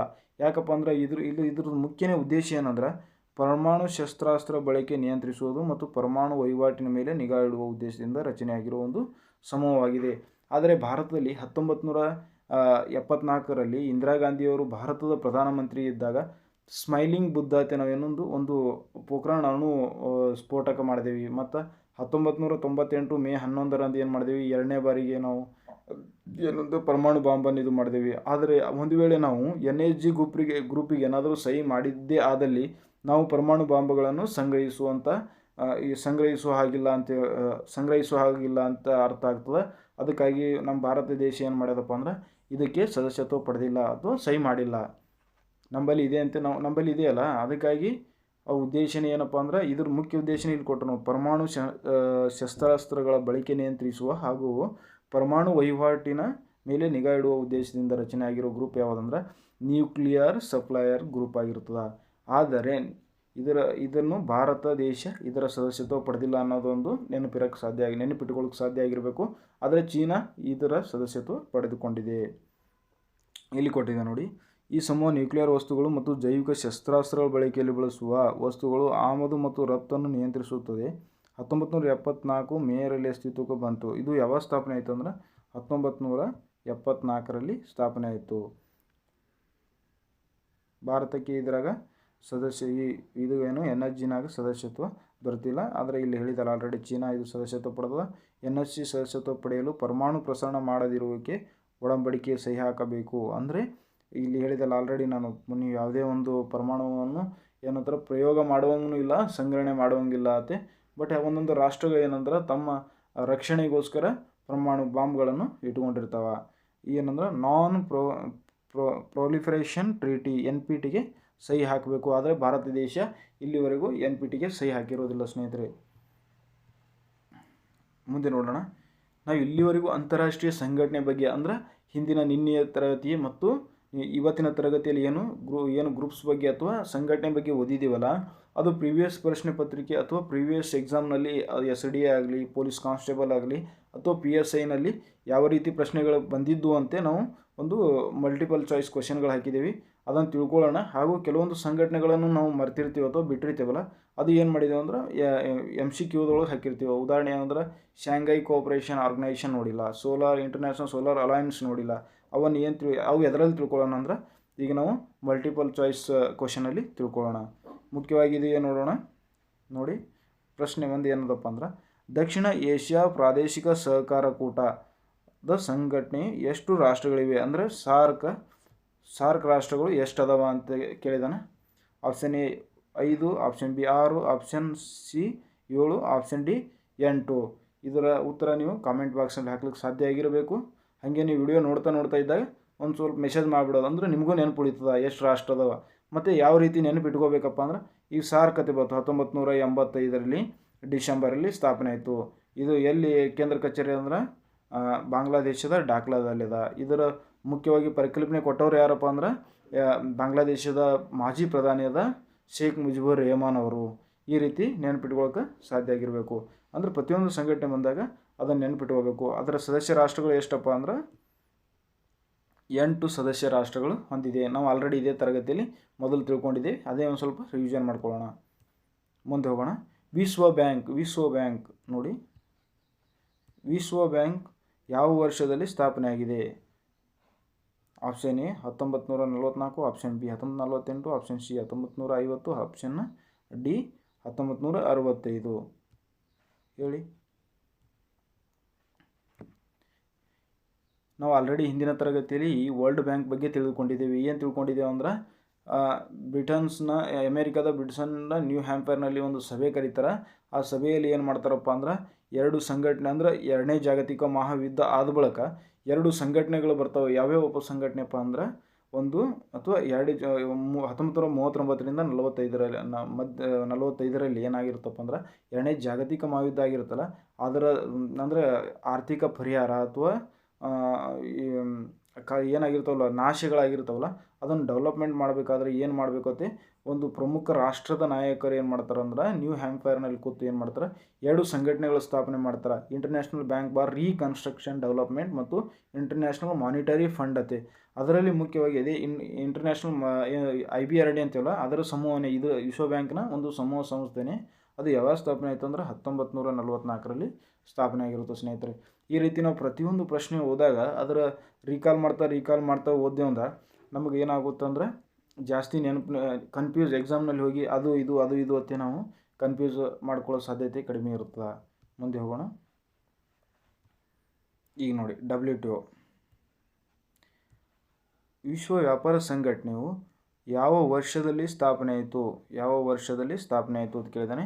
1985, 1995, 2000, 1975. ಈಗ ನಾವು WTO ಅಂದರೆ ಯಾವಾಗ ಸ್ಥಾಪನೆ ಆಯಿತು, ಇದರ ಉದ್ದೇಶ ಏನು ಅಂತ ನಾವೆಲ್ಲ ಸ್ವಲ್ಪ ತಿಳ್ಕೊಳ್ಳೋಕೆ ಸಾಧ್ಯ ಆಗಿರಬೇಕು. ಅಂದರೆ ಸ್ವಲ್ಪ ನೆನಪು ಮಾಡ್ಕೋತಾ ಹೋಗೋಣ. WTO ಅಂದರೆ ಏನು? ಇದು WTO ಮೊದಲ ಹೆಸರು ಏನಿತ್ತಪ್ಪ ಅಂದ್ರೆ WTOಕ್ಕೆ ಗ್ಯಾಟ್ ಅಂತ ಕರಿತಿರು. ಗ್ಯಾಟ್ ಅಂದರೆ general agreement trade and tariff. ಅಂದರೆ ಇದ್ರ ಮುಖ್ಯ ಉದ್ದೇಶ ಅಂದ್ರೆ ಗ್ಯಾಟ್ ಇದ್ದಾಗ ಏನಿತ್ತು ಅಂದ್ರೆ ಬರೀ ಉತ್ಪಾದನಾ ಸರಕುಗಳು ಅಂದರೆ ಈ ಅಲ್ಯೂಮಿನಿಯಂ ಅಲ್ಲಿ ಕಬ್ಬಿಣ ಇಂಥ ಉತ್ಪಾದನಾ ಸರಕುಗಳ ಮೇಲೆ ಒಂದು ಏನು ವ್ಯಾಪಾರಕ್ಕೆ ಅಭಿವೃದ್ಧಿ ಮಾಡೋದು, ಅಂದರೆ ವ್ಯಾಪಾರವನ್ನು ಡೆವಲಪ್ಮೆಂಟ್ ಮಾಡೋದು, ಅಭಿವೃದ್ಧಿ ಮಾಡೋದು ಮುಖ್ಯ ಗುರಿಯಾಗಿತ್ತು. ಬಟ್ ಇದು ಏನಾಯಿತು ಅಂದರೆ 1995ರಲ್ಲಿ WTO ಆಗಿ 1995 ಜನವರಿ 1ರಂದು ಇದು WTO ಸ್ಥಾಪನೆ ಆಗ್ತದೆ. ಇದಕ್ಕೆ ಕೇಂದ್ರ ಸೇರಿ ಜಿನೇವಾದಾಗದ. ಮತ್ತು ಇದ್ರದ್ದು ಮುಖ್ಯ ಉದ್ದೇಶ ಏನಾಯ್ತು ಅಂದ್ರೆ ಇದಕ್ಕೆ ಮತ್ತೊಂದು ಅಡಿಷ್ನಲ್ ಆಗಿ ಕೊಟ್ಟರು. ಏನು ಉತ್ಪಾದನಾ ಸರಕುಗಳು ವ್ಯಾಪಾರ ಅಭಿವೃದ್ಧಿಗೆ ಉತ್ತೇಜನ ಮಾಡೋದ್ರ ಜೊತೆಗೆ ಮತ್ತು ಏನು ಕೊಟ್ರಪ್ಪ ಅಂದ್ರೆ ಅದಕ್ಕೆ ಕೃಷಿ ಉತ್ಪನ್ನಗಳನ್ನು ಅದಕ್ಕೆ ಆ್ಯಡ್ ಮಾಡಿದ್ರು. ಇಷ್ಟು ನೆನ್ಪಿಟ್ಕೊಳ್ಳೋಕೆ ಸಾಧ್ಯ ಆಗಿರಬೇಕು. WTOನ ಪ್ರಸ್ತುತ ಡೈರೆಕ್ಟರ್ ಜನರಲ್ ಯಾರದಾರ ಅಂತ ನೀವು ಹಾಕಬೇಕು. ಈಗ ಮೆಸೇಜ್ ಮಾಡಬೇಕು. ಈಗ ಹೇಳಿದೆ ನೋಡಿ, ಅಂತಾರಾಷ್ಟ್ರೀಯ ಹಣಕಾಸು ನಿಧಿಯ ಮುಖ್ಯ ಕೇಂದ್ರ ಕಚೇರಿ ಎಲ್ಲಿದೆ? ಇದರ ಕೇಂದ್ರ ಕಚೇರಿ ವಾಷಿಂಗ್ಟನ್ DC. ನಾವು ಆಲ್ರೆಡಿ ಈಗ ಇದರ ಬಗ್ಗೆ ನಾವು ನೋಡಿದ್ದೀವಿ. ಮತ್ತು ಈಗ ನಾನು ಹೇಳಿದಲ್ಲ ಆಲ್ರೆಡಿ, ಶಾಂಘೈ ಸಹಕಾರ ಸಂಘಟನೆಯ ಪ್ರಸ್ತುತ ಸದಸ್ಯ ರಾಷ್ಟ್ರಗಳ ಸಂಖ್ಯೆ ಎಷ್ಟು ಅಂತ ಕೇಳಿದಾನ. ಅಂದರೆ ನಾನು ಆಲ್ರೆಡಿ ಏನಂದ್ರೆ ಕೆಲವೊಂದು ಸಂಘಟನೆಗಳನ್ನು ಮರ್ತಿರ್ತೀವಲ್ಲ, ಅದರ ಸಂಘಟನೆ ನಾವು MCQದಾಗ ತಿಳ್ಕೊಳ್ಳೋಣ ಅಂತ ಹೇಳಿದ. ಅದಕ್ಕಾಗಿ ಪ್ರಸ್ತುತ ಇದರ ಸದಸ್ಯ ರಾಷ್ಟ್ರಗಳು ಎಷ್ಟಪ್ಪ ಅಂದರೆ 8. ಯಾಕಂದರೆ ನಾನು ಇದ್ರ ಬಗ್ಗೆ ಅಲ್ಲಿ ವಿವರಣೆ ನೀಡಿದಿಲ್ಲ. ಇದರಲ್ಲಿ ನಾನು ಸಂಪೂರ್ಣವಾಗಿ ವಿವರಣೆ ನೀಡ್ತೀನಿ, ನಿಮಗೆ ಕೊನೆಯಲ್ಲಿ ಹೇಳ್ತೀನಿ. ಬ್ರಿಕ್ಸ್ ಸದಸ್ಯ ರಾಷ್ಟ್ರಗಳ ಬ್ರಿಕ್ಸ್ ಎಂಬಲ್ಲಿ ಎಸ್ ಎಂದರೇನು ಅಂದ್ರೆ ಬ್ರಿಕ್ಸ್ ಅತ್ತೆ ಒಂದು ಗ್ರೂಪ್ ಪದ. ಅದು 2009ರ ಸ್ಥಾಪನೆ ಆಯಿತು. ಅದರಲ್ಲಿ ಬ್ರಿಕ್ಸ್ 2009ರಲ್ಲಿ ಸ್ಥಾಪನೆ ಆದಾಗ ಏನಾಗಿತ್ತು ಅಂದ್ರೆ ಬರೀ ಬ್ರಿಕ್ ಇತ್ತು. ನೆಕ್ಸ್ಟ್ 2011ರಲ್ಲಿ ಏನು ಬಂದು ಸೇರ್ತು ಅಂದ್ರೆ ಸೌತ್ ಆಫ್ರಿಕಾ ಬಂದು ಸೇರ್ತು. ಆವಾಗ ಬ್ರಿಕ್ಸ್ ಆಯಿತು. ಅಂದರೆ ಇದರ ಎಸ್ ಅಂತ ಅರ್ಥ ಏನಪ್ಪ ಅಂದ್ರೆ ಬ್ರಿಕ್ಸ್, ಇದು ಎಸ್ ಅರ್ಥ ಸೌತ್ ಆಫ್ರಿಕಾ ಆಗಿರುತ್ತೆ ಸ್ನೇಹಿತರೆ. B ಅಂದರೆ ಬ್ರೆಜಿಲ್, R ಅಂದರೆ ರಷ್ಯಾ, I ಅಂದರೆ ಏನಾಗಿರುತ್ತೆ ಅಂದ್ರೆ I ಅಂದರೆ ಇಂಡಿಯಾ, ಚೀನಾ, ಸೌತ್ ಆಫ್ರಿಕಾ ಆಗಿರುತ್ತದೆ. ಈ ರೀತಿ ನಾವು ಓದ್ತಾ ಹಾಗೆ ಏನಾಗ್ಬಿಡುತ್ತೆ ಅಂದರೆ ನೆನ್ಪಿಟ್ಕೋತಾ ಹೋಗ್ಬೇಕು, ಅಥವಾ ರಿಕಾಲ್ ಮಾಡ್ತಾ ಓದಬೇಕು. ನೆಕ್ಸ್ಟ್ ಹೋಗೋಣ. ಯುರೋಪಿಯನ್ ಯೂನಿಯನ್ನ ಸಂಸತ್ತು ಯುರೋಪಿಯನ್ ಯೂನಿಯನ್ನ ಸಂಸತ್ತದ ಹೆಡ್ ಕ್ವಾರ್ಟರ್ಸ್ ಎಲ್ಲಿದೆ ಅಂತ ಕೇಳಿದಾನ. ಅದು ಆಪ್ಷನ್ A ಬ್ರುಸೆಲ್. ಇದ್ರ ಬಗ್ಗೆ ನಾನು ಹೇಳಿಲ್ಲ. ಇದರ ಉತ್ತರ ಏನಪ್ಪ ಅಂದ್ರೆ ಬ್ರುಸೆಲ್ಸ್ ಆಗಿರುತ್ತದೆ. ಮುಂದೆ ಹೋಗೋಣ. ಯಾವುದ್ರ ಬಗ್ಗೆ ನಾನು ಹೇಳಿರಲ್ಲ ಅದು ನೇರವಾಗಿ ನಾನು ಉತ್ತರ ಹೇಳ್ತಿರ್ತೀನಿ ಮತ್ತು ಅದರ ಪ್ರಶ್ನೆಗಳು ಪೂರ ಡೀಟೇಲಲ್ಲಿ ಮುಂದೆ ಹಾಕಿರ್ತೀನಿ ನಾನು.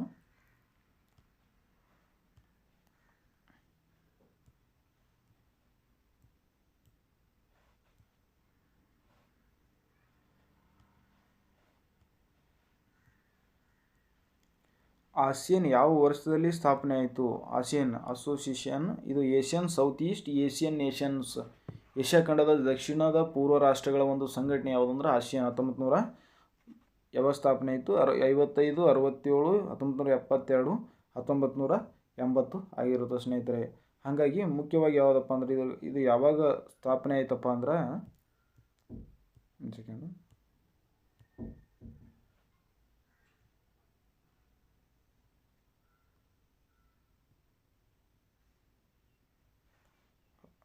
1967ರಲ್ಲಿ ಇದು ಸ್ಥಾಪನೆ ಆಗಿರ್ತದೆ. ಮುಂದೆ ಹೋಗೋಣ. ಆಸಿಯಾನ್ ಅನ್ನ ಮೇನ್ ಹೆಡ್ ಕ್ವಾರ್ಟರ್ಸ್ ಎಲ್ಲಿದೆ ಅಂತ ಕೇಳಿದಾನ. Option A Manila, option B Bangkok, option C Jakarta ಮತ್ತು ಆಪ್ಷನ್ ಡಿ ಹನೋಯಿ ಅಂತ ಕೊಟ್ಟಿದ್ದಾನೆ.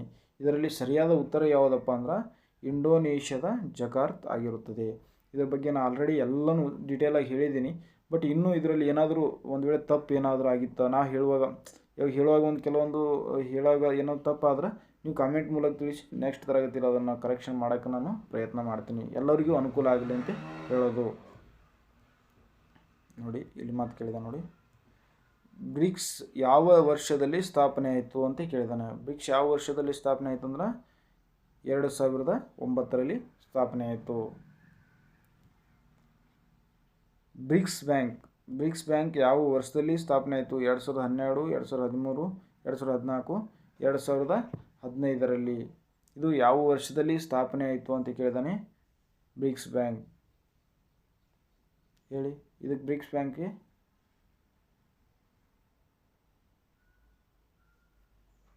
ಇದು 2015ರಲ್ಲಿ ಸ್ಥಾಪನೆ ಆಗಿರುತ್ತದೆ. 2016ರಲ್ಲಿ ಕಾರ್ಯಾರಂಭ ಮಾಡಿರುತ್ತದೆ. ಇದು ಮುಖ್ಯ. ಇದರದ್ದು ಹಿನ್ನೆಲೆ ಏನಪ್ಪ ಅಂದ್ರೆ ಇದು 2012ರಲ್ಲಿ ಭಾರತ ನಡೆದ ಏನಂತಾರೆ ಬ್ರಿಕ್ಸ್ ಶೃಂಗಸಭೆ ನಡೆದಿತ್ತಲ್ಲ, ಆಳೆಗ ಮನಮೋಹನ್ ಸಿಂಗ್ ಭಾರತ ದೇಶದ ಪ್ರಧಾನಿಯವರು ಈ ಬ್ರಿಕ್ಸ್ ಬ್ಯಾಂಕನ್ನು ಸ್ಥಾಪನೆ ಮಾಡಬೇಕು ಅಂತ ಪರಿಕಲ್ಪನೆ ಕೊಟ್ಟಿದ್ದರು. ಆ ಪರಿಕಲ್ಪನೆ ಆಧಾರದ ಮೇಲೆ ಮುಂದೆ 2014ರಲ್ಲಿ ಎಲ್ಲಪ್ಪ ಅಂದ್ರೆ ಬ್ರೆಜಿಲ್ನಲ್ಲಿ ನಡೆದ ಪೋರ್ಟ್ಲೇಜಾದಲ್ಲಿ ನಡೆದಂಥ ಒಂದು ಸಮ್ಮೇಳನದಲ್ಲಿ ಏನು ಮಾಡ್ತಾರೆ, ಹೌದು ಬ್ರಿಕ್ಸ್ ಬ್ಯಾಂಕ್ ಸ್ಥಾಪನೆ ಮಾಡಬೇಕು ಅಂತ ಒಂದು ಅನುಷ್ಠಾನಕ್ಕೆ ತರ್ತಾರೆ. ಅದು 2015ರ ಸ್ಥಾಪನೆ ಮಾಡ್ತಾರೆ.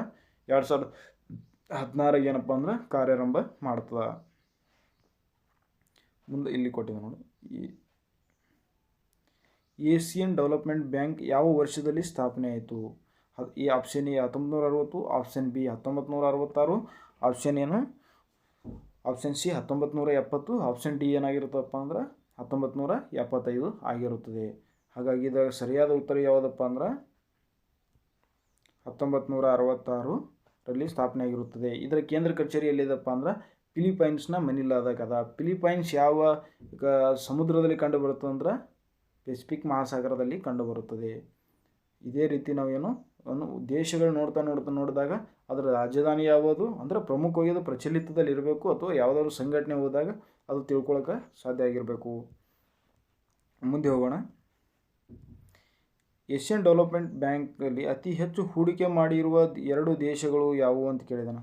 ಅಂದರೆ ಏಷ್ಯನ್ ಡೆವಲಪ್ಮೆಂಟ್ ಬ್ಯಾಂಕ್ನಲ್ಲಿ ಈಗ ಬಂಡವಾಳವನ್ನು ಹೂಡಿಕೆ ಮಾಡ್ತಾರಲ್ಲ, ಆ ಬಂಡವಾಳ ಹೂಡಿಕೆ ಮಾಡಿದ್ರಾಗ ಯಾವ ದೇಶಗಳು ಅತಿ ಹೆಚ್ಚು ಬಂಡವಾಳ ಹೂಡಿಕೆ ಮಾಡ್ಯಾವ ಅಂದ್ರೆ ಆಪ್ಷನ್ ಎ ಭಾರತ ಮತ್ತು ಚೀನಾ, ಆಪ್ಷನ್ ಬಿ ಅಮೇರಿಕಾ ಮತ್ತು ಜಪಾನ್, ಆಪ್ಷನ್ ಸಿ ಏನಪ್ಪ ಅಂದರೆ ಜಪಾನ್ ಮತ್ತು ಚೀನಾ, ಆಪ್ಷನ್ ಡಿ ಭಾರತ ಮತ್ತು ಅಮೇರಿಕಾ ಆಗಿರುತ್ತದೆ.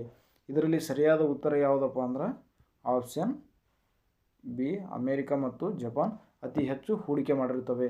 ಅಂದರೆ ಯಾವುದೇ ಒಂದು ಬ್ಯಾಂಕ್ ಸ್ಥಾಪನೆ ಮಾಡಬೇಕಾದ್ರೆ ಅದಕ್ಕೆ ಮೂಲ ಬಂಡವಾಳ ಬೇಕು. ಒಂದು $100 ಅದಂದ್ರೆ ಇವು ಅಮೇರಿಕಾ ಮತ್ತು ಜಪಾನ್ ಏನು ಮಾಡಿರ್ತಾವಪ್ಪ ಅಂದ್ರೆ ಒಂದು $40 ಇವೇ ಹೂಡಿಕೆ ಮಾಡಿರ್ತಾವೆ. ಅಥವಾ ಈ ಹೂಡಿಕೆ ಮಾಡಿದರಲ್ಲಿ ಅತಿ ಹೆಚ್ಚು ಹೂಡಿಕೆ ಮಾಡಿರುವಂಥ ರಾಷ್ಟ್ರಗಳು ಯಾವಪ್ಪ ಅಂದ್ರೆ ಒಂದು ಅಮೇರಿಕಾ ಮತ್ತು ಜಪಾನ್ ಆಗಿರುತ್ತದೆ. ಇಲ್ಲಿದೆ ನೋಡಿ, ನಾನು ಹೇಳುವಾಗ ಇದು ಹೇಳಿದಿಲ್ಲ. ವಿಶ್ವ ವ್ಯಾಪಾರ ಸಂಘಟನೆಯ ಅಥವಾ WTO ಅಡಿಯಲ್ಲಿ ಯಾವ ಒಪ್ಪಂದದ ಮುಖ್ಯವಾಗಿರುತ್ತದೆ ಅಂತ ಹೇಳಿರ್ತಾನೆ. ಅಂದ್ರೆ ಇದ್ರ ಮುಖ್ಯ ಅಂದ್ರೆ ಈ WTO ಇವಾಗಲೇ ಹಿಂದೆ ಹೇಳಿದೆ ನಾನು, ಹಿಂದೆ ಒಂದು ಪ್ರಶ್ನೆ ತೊಗೊಂಬಂದಿದ್ದೆ ಇದ್ರ ಮ್ಯಾಗೆ. ಅಂದ್ರೆ ಗ್ಯಾಟ್ ಅಂತ ಕರಿತೀವೋ, ನ್ಯಾಟೋ ಅಂತ ಕರಿತೀವೋ, ಸಾಕ್ತಾ ಅಂತ ಕರಿತೀವೋ, ಏಷ್ಯನ್ ಚಾರ್ಟರ್ ಅಂತ ಕರಿತೀವೋ, ಏನಂತ ಕರಿತೀವಿ? Option A ಗ್ಯಾಟ್. ಏನು ಆಪ್ಷನ್ ಎ ಗ್ಯಾಟ್ ಆಗಿರುತ್ತದೆ. ಹೇಗಪ್ಪ ಅಂದರೆ general agreement on tariffs and trade ಅಂತೆ. ಮತ್ತು ಮುಂದೆ ಆಪ್ಷನ್ ಬಿ ನ್ಯಾಟೋ ಇದೆ. ಇದು ನಾರ್ತ್ ಅಟ್ಲಾಂಟಿಕ್ ಟ್ರೀಟಿ ಆರ್ಗನೈಸೇಷನ್, ಅಂದರೆ ಉತ್ತರ ಅಟ್ಲಾಂಟಿಕ್ ಸಮುದ್ರದ ಸುತ್ತಮುತ್ತ ರಾಷ್ಟ್ರಗಳ ಒಂದು ಸಂಘಟನೆ ಆಗಿದೆ ಸ್ನೇಹಿತರೆ. ಇದು ಒಂದು ಗುಂಪಾಗಿದೆ ನ್ಯಾಟೋ. ಮುಂದೆ ಈಗ ನಾನು ಅಲ್ಲಿ ಹೇಳಿದಿರಲಿಲ್ಲ, ಇದು ಭಾಳ ಮಾಂಟ್ರಿಯಲ್ ಪ್ರೋಟೋಕಾಲ್ ಯಾವ ವಿಷಯಕ್ಕೆ ಸಂಬಂಧಿಸಿದೆ ಅಂತ ಕೇಳಿದ್ದಾನೆ ಸ್ನೇಹಿತರೆ. ನಾನಿದು ತರಗತಿಯಲ್ಲಿ ಹೇಳಿದ್ದಿಲ್ಲ, ಅಲ್ಲಿ ಯಾವುದು ಹೇಳಿಲ್ಲಲ್ಲ, ಕೆಲವೊಂದು ಪ್ರಶ್ನೆಗಳು ಹಾಕ್ಕೊಂಡಿದ್ದೀನಿ ಅಂದ್ರೆ ನಾನು ಮಲ್ಟಿಪಲ್ ಚಾಯ್ಸಲ್ಲಿ ಹಾಕ್ಕೊಂಡಿರ್ತೀನಿ. ಯಾವುದಪ್ಪ ಅಂದ್ರೆ ಓಝೋನ್ ಪದರದ ಸಂರಕ್ಷಣೆ. ಮುಂದೆ ಹೋಗೋಣ. ಇದನ್ನು ಹಾಕಿಲ್ಲ. ಬಾಸೆಲ್ ಕನ್ವೆನ್ಷನ್ ಯಾವ ವಿಷಯಕ್ಕೆ ಸಂಬಂಧಿಸಿದೆ? ಇದರ ಉತ್ತರ ನೋಡ್ಬಿಡೋಣ ನೇರವಾಗಿ.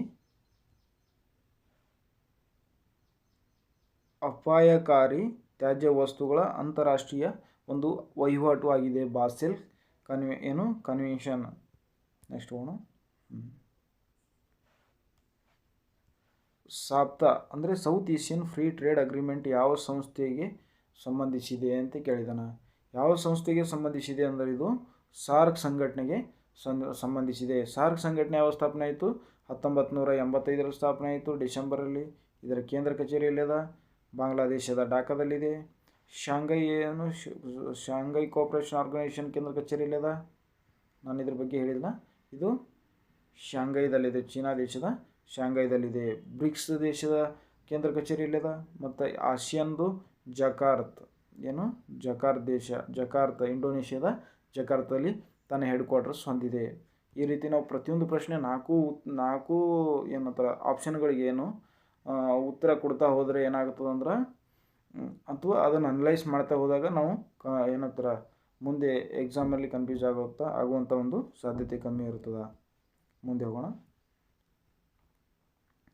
ಇಲ್ಲಿ ಕೊಟ್ಟಿದೆ ನೋಡಿ. ಗೇಟ್ಸ್ ಯಾವ ವಿಷಯಕ್ಕೆ ಸಂಬಂಧಿಸಿದೆ?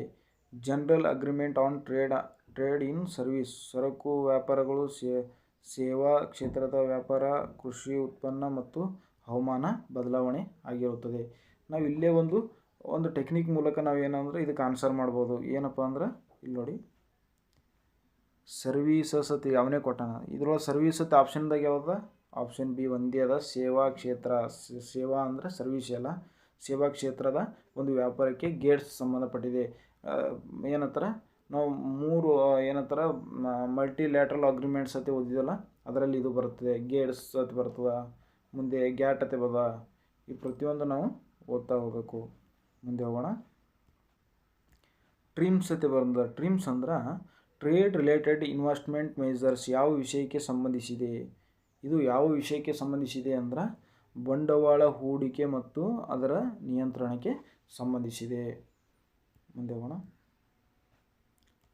ಇಲ್ಲಿ ಕೊಟ್ಟಿದ್ದೆ ನಾವು, trade related aspects of intellectual property rights ಒಪ್ಪಂದ ಯಾವ ಕೃಷಿ ಕ್ಷೇತ್ರಕ್ಕೆ ಸಂಬಂಧಿಸಿದ ವಿಷಯವಾಗಿದೆ?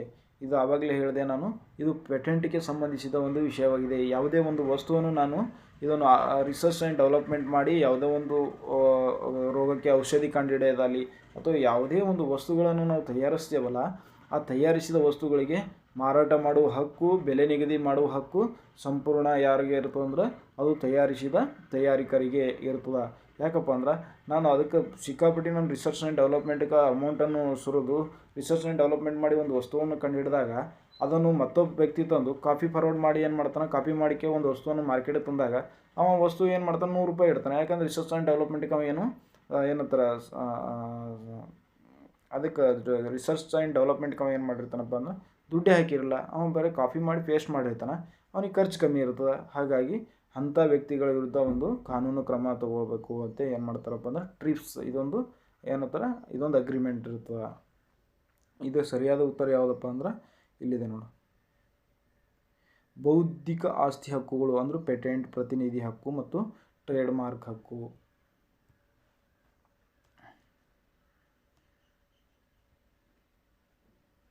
ಮುಂದೆ ಹೋಗೋಣ.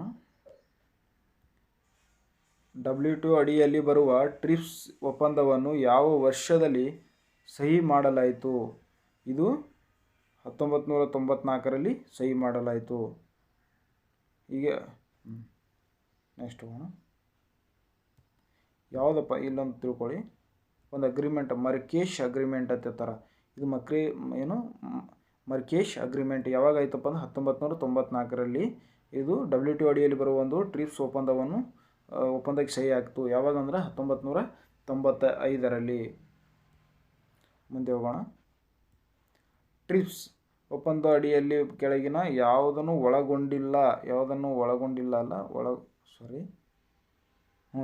ಒಳಗೊಂಡಿಲ್ಲ ಅಂತ ಕೇಳಿದಾನ. ಪೇಟೆಂಟ್ ಹಕ್ಕದ, ಮತ್ತು ಕಾಫಿ ರೈಟ್ ಹಾಕಿದ್ರೆ ಅವನ ಮ್ಯಾಗ ಕೇಸ್ ಮಾಡ್ಬೋದು.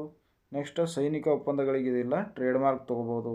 ಅಂದರೆ ಇದು ಟ್ರಿಪ್ಸ್ ಅಂದರೆ trade related intellectual property rights ಅಂತ. ಅಂದ್ರೆ ಇವಾಗ ಹೇಳಿದ ಪೇಟೆಂಟನ್ನು ತೊಗೋಬೋದು ಮತ್ತು ಅವನು ಟ್ರೇಡ್ ಮಾರ್ಕ್ ತೊಗೋಬೋದು. ನಾವು ವಸ್ತುವನ್ನು ಕಂಡುಹಿಡಿದ್ರೆ ಯಾರೋ ಬೇರೆಯವರು ಅದನ್ನು ನಾವು ಕಂಡುಹಿಡಿದಂಥ ವಸ್ತುಗಳನ್ನು ಏನಾಗ್ತದಪ್ಪ ಅಂದ್ರೆ ಅವರು ಮಾರಾಟ ಮಾಡಬಾರ್ದು, ಅಥವಾ ಅದು ಕಡಿಮೆ ಬೆಲೆಗೆ ಮಾರಾಟ ಮಾಡಿದ್ರೆ ನಾವು ರಿಸರ್ಚ್ ಆ್ಯಂಡ್ ಡೆವಲಪ್ಮೆಂಟಿಗೆ ಹಾಕಿದಂಥ ಅಮೌಂಟು ಮತ್ತು ನಾವು ಯಾರಾದರೂ ಹೊಸದಾಗಿ ಕಂಡುಹಿಡಿಯಬೇಕು ಉತ್ಸಾಹನೇ ಕಡಿಮೆ ಆಗ್ತದೆ. ಅದಕ್ಕಾಗಿ ಇದು ರೂಲ್ಸ್ ತಂದಿರ್ತಾರೆ. ಅದಕ್ಕೆ ಸರಿಯಾದ ಉತ್ತರ ಯಾವುದಪ್ಪ ಅಂದ್ರೆ ಇದ್ರಾಗ ಬಿ, ಇದಕ್ಕೆ ಸಂಬಂಧಪಟ್ಟಿಲ್ಲ ಅಂತ ಕೇಳಿದ್ದಾರೆ.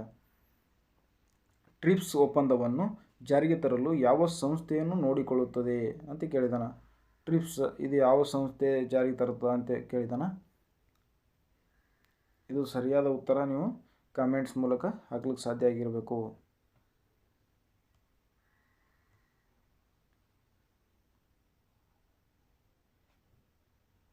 ಇದು WTO ತರ್ತದೆ ಸ್ನೇಹಿತರೆ.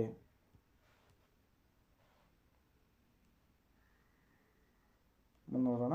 ಇದು ಬಿಮ್ಸ್ಟೆಕ್ ಯಾವ ವರ್ಷದಲ್ಲಿ ಸ್ಥಾಪನೆ ಆಯಿತು ಅಂತ ಕೇಳಿದಾನ. ಇದು ಸ್ಥಾಪನೆಯಾದ ವರ್ಷ ಯಾವುದಪ್ಪ ಅಂದ್ರೆ 1997 ಆಗಿರುತ್ತದೆ. ಮುಂದೆ ಹೋಗೋಣ.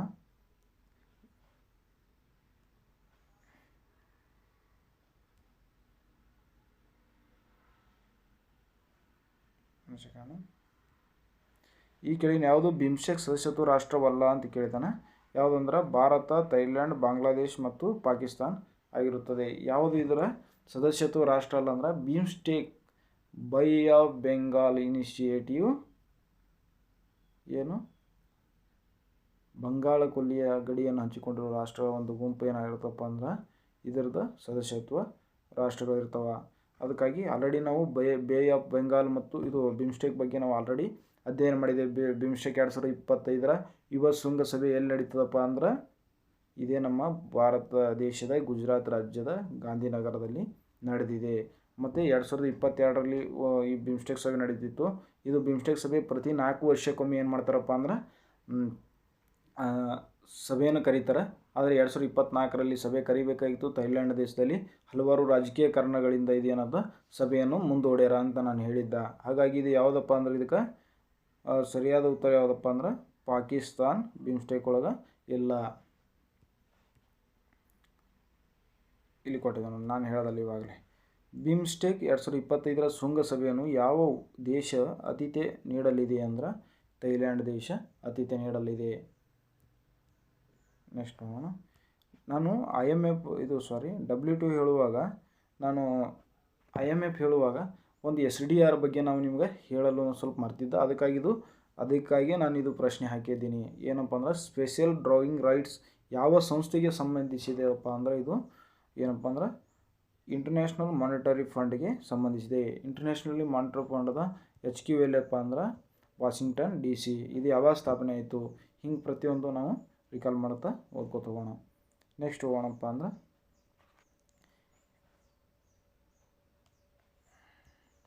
SDR ಹಕ್ಕುಗಳು ಯಾವ ದೇಶಗಳಿಗೆ ಸಂಬಂಧಿಸಿವೆ ಅಂದರೆ IMF ಸದಸ್ಯ ರಾಷ್ಟ್ರಗಳಿಗೆ, ಕೇವಲ ಅಭಿವೃದ್ಧಿ ರಾಷ್ಟ್ರಗಳಿಗೆ, ಬ್ರಿಕ್ಸ್ ಸದಸ್ಯ ರಾಷ್ಟ್ರಗಳಿಗೆ, ಆಸಿಯಾನ್ ಸದಸ್ಯ ರಾಷ್ಟ್ರಗಳಿಗೆ. ಇದು ಸರಿಯಾದ ಉತ್ತರ ಯಾವುದಪ್ಪ ಅಂದ್ರೆ ನೋಡಿ IMFನ ಸದಸ್ಯ ರಾಷ್ಟ್ರಗಳಿಗೆ ಸಂಬಂಧಿಸಿದೆ. ಯಾಕಂದ್ರೆ ಅದೊಂದು ಕರೆನ್ಸಿ ಏನಪ್ಪ ಅಂದ್ರೆ SDR ಸ್ಪೆಷಲ್ ಡ್ರಾಯಿಂಗ್ ರೈಟ್ಸ್ ಅನ್ನೋ ಒಂದು ಕರೆನ್ಸಿ ಏನಪ್ಪ ಅಂದ್ರೆ IMFಗೆ ಸಂಬಂಧಪಟ್ಟಿರುವಂಥದ್ದು. ಮುಂದೆ ನೋಡೋಣ. ಈ ಕೆಳಗಿನವುಗಳಲ್ಲಿ ಯಾವುವು G7 ಸದಸ್ಯ ರಾಷ್ಟ್ರವಲ್ಲ ಅಂತ ಕೇಳಿದಾನ. ಅಂದ್ರೆ ಇವಾಗಲೇ ನಾನು ಇದೇ ತರಗತಿ ಹೇಳಿದೆ. G7 ರಾಷ್ಟ್ರಗಳೆಂದ್ರೆ ಏನಪ್ಪ ಅಂದ್ರೆ ಕೈಗಾರಿಕಾ ಅಭಿವೃದ್ಧಿ ಹೊಂದಿದ ರಾಷ್ಟ್ರಗಳು. 1975ರಾಗ 6 ರಾಷ್ಟ್ರಗಳು ಸೇರಿ ಏನು ಮಾಡಿದವಪ್ಪ ಅಂದ್ರೆ ಗ್ರೂಪ್ ಆಫ್ 7 ಸಂಘಟನೆಯನ್ನು ಸ್ಥಾಪನೆ ಮಾಡೋದು. ಆಮ್ಯಾಗ ಒಂದು ರಾಷ್ಟ್ರ ಕೆನಡಾ 1976ರಾಗ ಬಂದು 75ರ ಸ್ಥಾಪನೆ ಆಯಿತು, 76ರಾಗ ಬಂದದು ಜಾಯ್ನ್ ಆಯಿತು. ಅದು G7 ಆಯಿತು. ನೆಕ್ಸ್ಟ್ ರಷ್ಯಾನೂ ಬಂದು ಸೇರಿತ್ತು. ಅದು ಆಮ್ಯಾಗ ಗ್ರೂಪ್ ಆಫ್ 8 ಆಗಿತ್ತು. 2014ರಲ್ಲಿ ಹಲವಾರು ರಾಜಕೀಯ ಕಾರಣಗಳಿಂದ ಅದು ಏನಾಯಿತು ಅಂದ್ರೆ ಗ್ರೂಪ್ ಆಫ್ 8 ಗ್ರೂಪಿಂದ ಅದು ಎಕ್ಸಿಟ್ ಆದ ಬಳಿಕ ಪ್ರಸ್ತುತ ಈಗ ಗ್ರೂಪ್ ಆಫ್ 7 ರಾಷ್ಟ್ರ ಇದೆ. ಅದೇ 2024ರ G7 ಶೃಂಗಸಭೆಯಲ್ಲಿ ನಡೀತು ಅಂದರೆ ಇಟಲಿಯ ಅಪುಲಿಯಾ ಅನ್ನೋ ಒಂದು ದ್ವೀಪದಲ್ಲಿ ನಡೆಯಿತು. ಅದೇ 2025ರಲ್ಲಿ ಕೆನಡಾದಲ್ಲಿ 51ನೇ ಸಭೆ ನಡೆಯಿತು ಅಂತ ನಾನು ಆಲ್ರೆಡಿ ತಿಳಿಸಿಕೊಟ್ಟೆ. ಇದರ ಸರಿಯಾದ ಉತ್ತರ ಯಾವುದಪ್ಪ ಅಂದ್ರೆ ಗ್ರೂಪ್ ಆಫ್ 7 ಸದಸ್ಯ ರಾಷ್ಟ್ರ ಭಾರತ ಅಲ್ಲ. ಭಾರತ ಇನ್ನೂ ಅಭಿವೃದ್ಧಿ ಹೊಂದುತ್ತಿರುವ ಒಂದು ರಾಷ್ಟ್ರವಾಗಿದೆ ಸ್ನೇಹಿತರೆ. ಮುಂದೆ ಹೋಗೋಣ. NSG ಇದ್ರ ಬಗ್ಗೆ ನಾನು ಆಲ್ರೆಡಿ ಹೇಳಿದೆ. NSG ಅಂದರೆ ಭಾರತ ಇದಕ್ಕೆ ಸದಸ್ಯತ್ವ ರಾಷ್ಟ್ರ ಅಲ್ಲ. ಯಾಕಪ್ಪ ಅಂದ್ರೆ NPTಗೆ ಸಹಿ ಮಾಡಬೇಕು. NPTಗೆ ಸಹಿ ಮಾಡಲು ಭಾರತ ಒಪ್ಪಿಗೆ ಆಗಿಲ್ಲ. ಅದಕ್ಕಾಗಿ 4 ಸಮೂಹಗಳು ಈ ಅಣ್ವಸ್ತ್ರ ಸರಬರಾಜು ಅಲ್ಲಿ ಇದು ನಿರ್ಬಂಧ ಮಾಡೋಕೆ 4 ಸಮೂಹಗಳದವ. 4 ಸಮೂಹದಲ್ಲಿ ಭಾರತ 3 ಸಮೂಹ ಅಥವಾ ಸಂಘಟನೆಗೆ ಸದಸ್ಯತ್ವ ಪಡ್ಕೊಂಡದ. ವಾಸ್ನೇರ್ ಆಗಲಿ, MTCR ಆಗಲಿ ಮತ್ತು ಇನ್ನೊಂದು ಆಸ್ಟ್ರೇಲಿಯಾ ಸಮೂಹ 3ಕ್ಕೂ ಭಾರತ ಸದಸ್ಯತ್ವವನ್ನು ಪಡೆದುಕೊಂಡದ. ಬಟ್ NPGಗೆ ಯಾಕೆ ಪಡೆದುಕೊಂಡಿಲ್ಲ ಅಂದ್ರೆ ಅವರು ಇದು NSGಗೆ ಯಾಕೆ ಪಡ್ಕೊಂಡಿಲ್ಲ ಅಂದ್ರೆ ಅವರು NPTಗೆ ಸಹಿ ಮಾಡತ್ತಾರೆ. NPTಗೆ ಸಹಿ ಮಾಡೋಕೆ ಭಾರತಕ್ಕೆ ಇಷ್ಟ ಇಲ್ಲ. ಯಾಕಪ್ಪ ಅಂದ್ರೆ ನಾವು ಪೋಖ್ರಾನ್ ಅಣು ಪರೀಕ್ಷೆ ಮಾಡಿದ್ದೀವಿ. ಮತ್ತು 1998ರಾಗ ಮೇ 11ಕ್ಕೆ ಪರಮಾಣು ಪರೀಕ್ಷೆ ಮಾಡಿದ್ದೀವಿ. ಹಾಗಾಗಿ ನಾವು NPTಗೆ ಸಹಿ ಹಾಕಲು ಸಿದ್ಧರಿಲ್ಲದ ಕಾರಣಕ್ಕೆ ಈ NSGಗೆ ಭಾರತ ಸದಸ್ಯತ್ವ ಪಡೆದುಕೊಂಡಿಲ್ಲ. ಆದರೆ ಚೀನಾ ದೇಶ NSGಗೆ ಸದಸ್ಯತ್ವ ಪಡೆದುಕೊಂಡಿದೆ ಅಂತ ನಾವು ತಿಳಿದುಕೊಳ್ಳೋಕೆ ಸಾಧ್ಯ ಆಗಿರಬೇಕು. ಇದು ಮುಖ್ಯ ಏನಪ್ಪ ಅಂತ ಇಲ್ಲಿ ಪ್ರಶ್ನೆ ಕೇಳಿದೆ ನೋಡಿ. NSG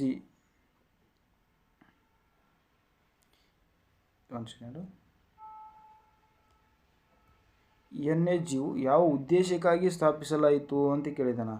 ನಾನು ಆವಾಗಲೇ ಹೇಳಿದೆ, ಅಣು ಸಾಧನ ಮತ್ತು ಪರಮಾಣು ತಂತ್ರಜ್ಞಾನ ವ್ಯಾಪಾರವನ್ನು ನಿಯಂತ್ರಿಸುವುದು NPT.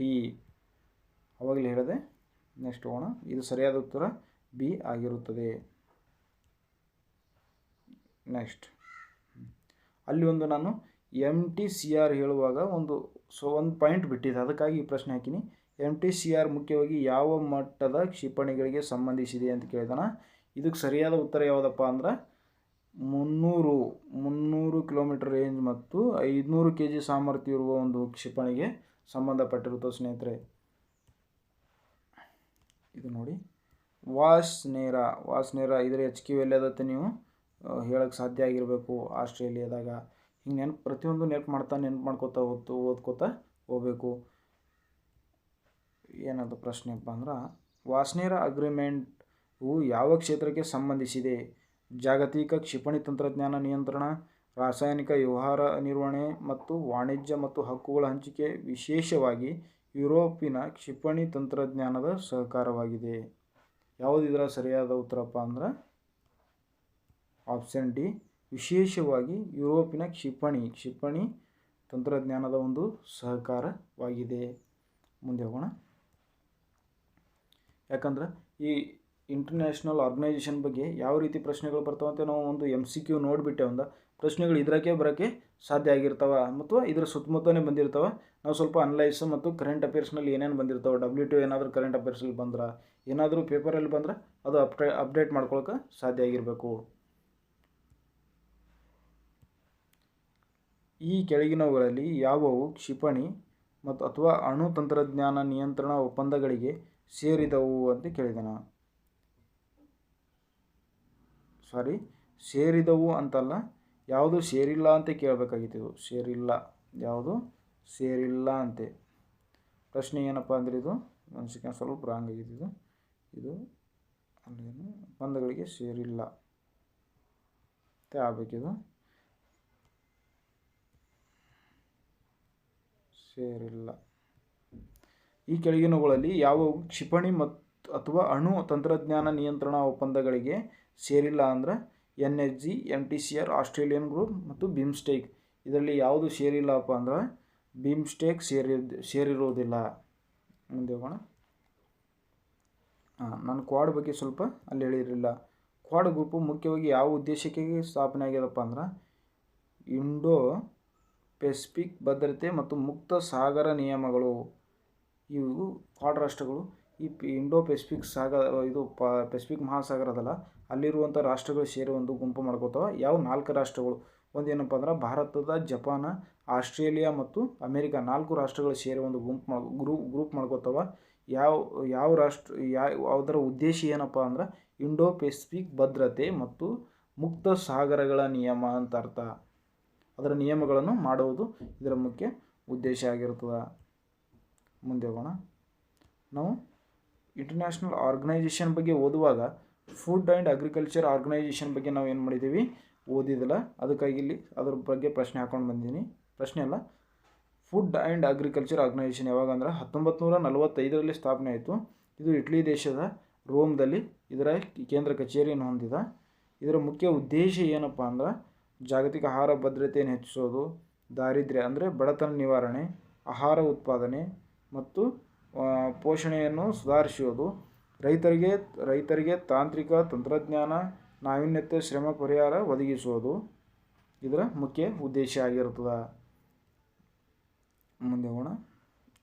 ಇಲ್ಲಿ ಕೊಟ್ಟಿದೆ ನೋಡಿ.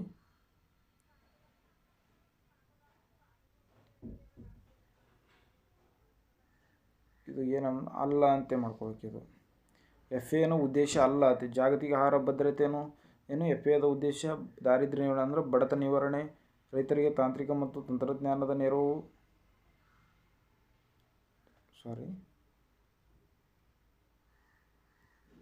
ಇದರ ಮುಖ್ಯ ಉದ್ದೇಶ ಏನಂದ್ರೆ ಇಲ್ಲಿ ಪೂರ್ಣ ಕೊಟ್ಬಿಟ್ಟಿದೆ ನೋಡಿ. ರೈತರಿಗೆ ತಾಂತ್ರಿಕ ಮತ್ತು ತಂತ್ರಜ್ಞಾನದ ಒಂದು ನೆರವು ನೀಡುವುದು ಇದರ ಮುಖ್ಯ ಉದ್ದೇಶ ಆಗಿರುತ್ತದೆ. ಮುಂದೆ ಹೋಗೋಣ.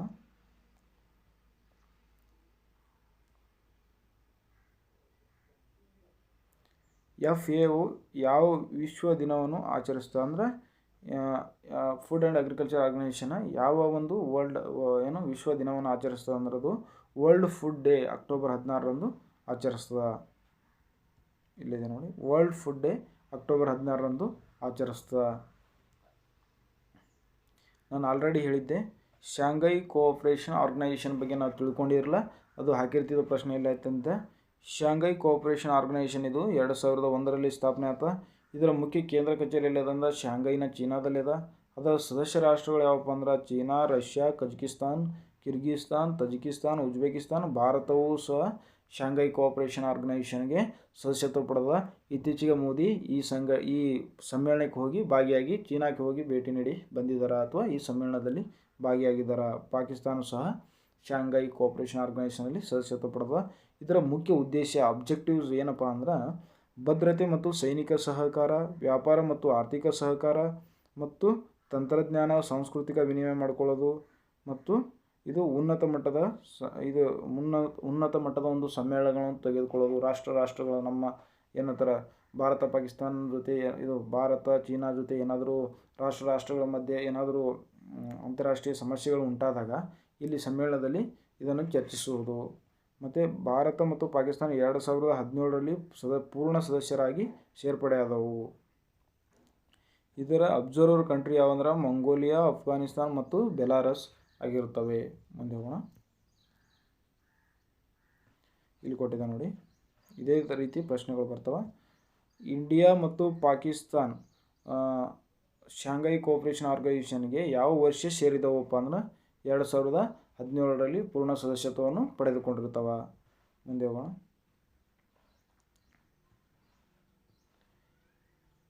SCO ಮುಖ್ಯವಾಗಿ ಯಾವ ಖಂಡದಲ್ಲಿ ಜಾಗತಿಕ ಪ್ರಾಮುಖ್ಯತೆಯನ್ನು ಪಡೆದವು ಅಂದ್ರೆ ಇದು ಮುಖ್ಯವಾಗಿ ಏಷ್ಯಾ ಖಂಡದು.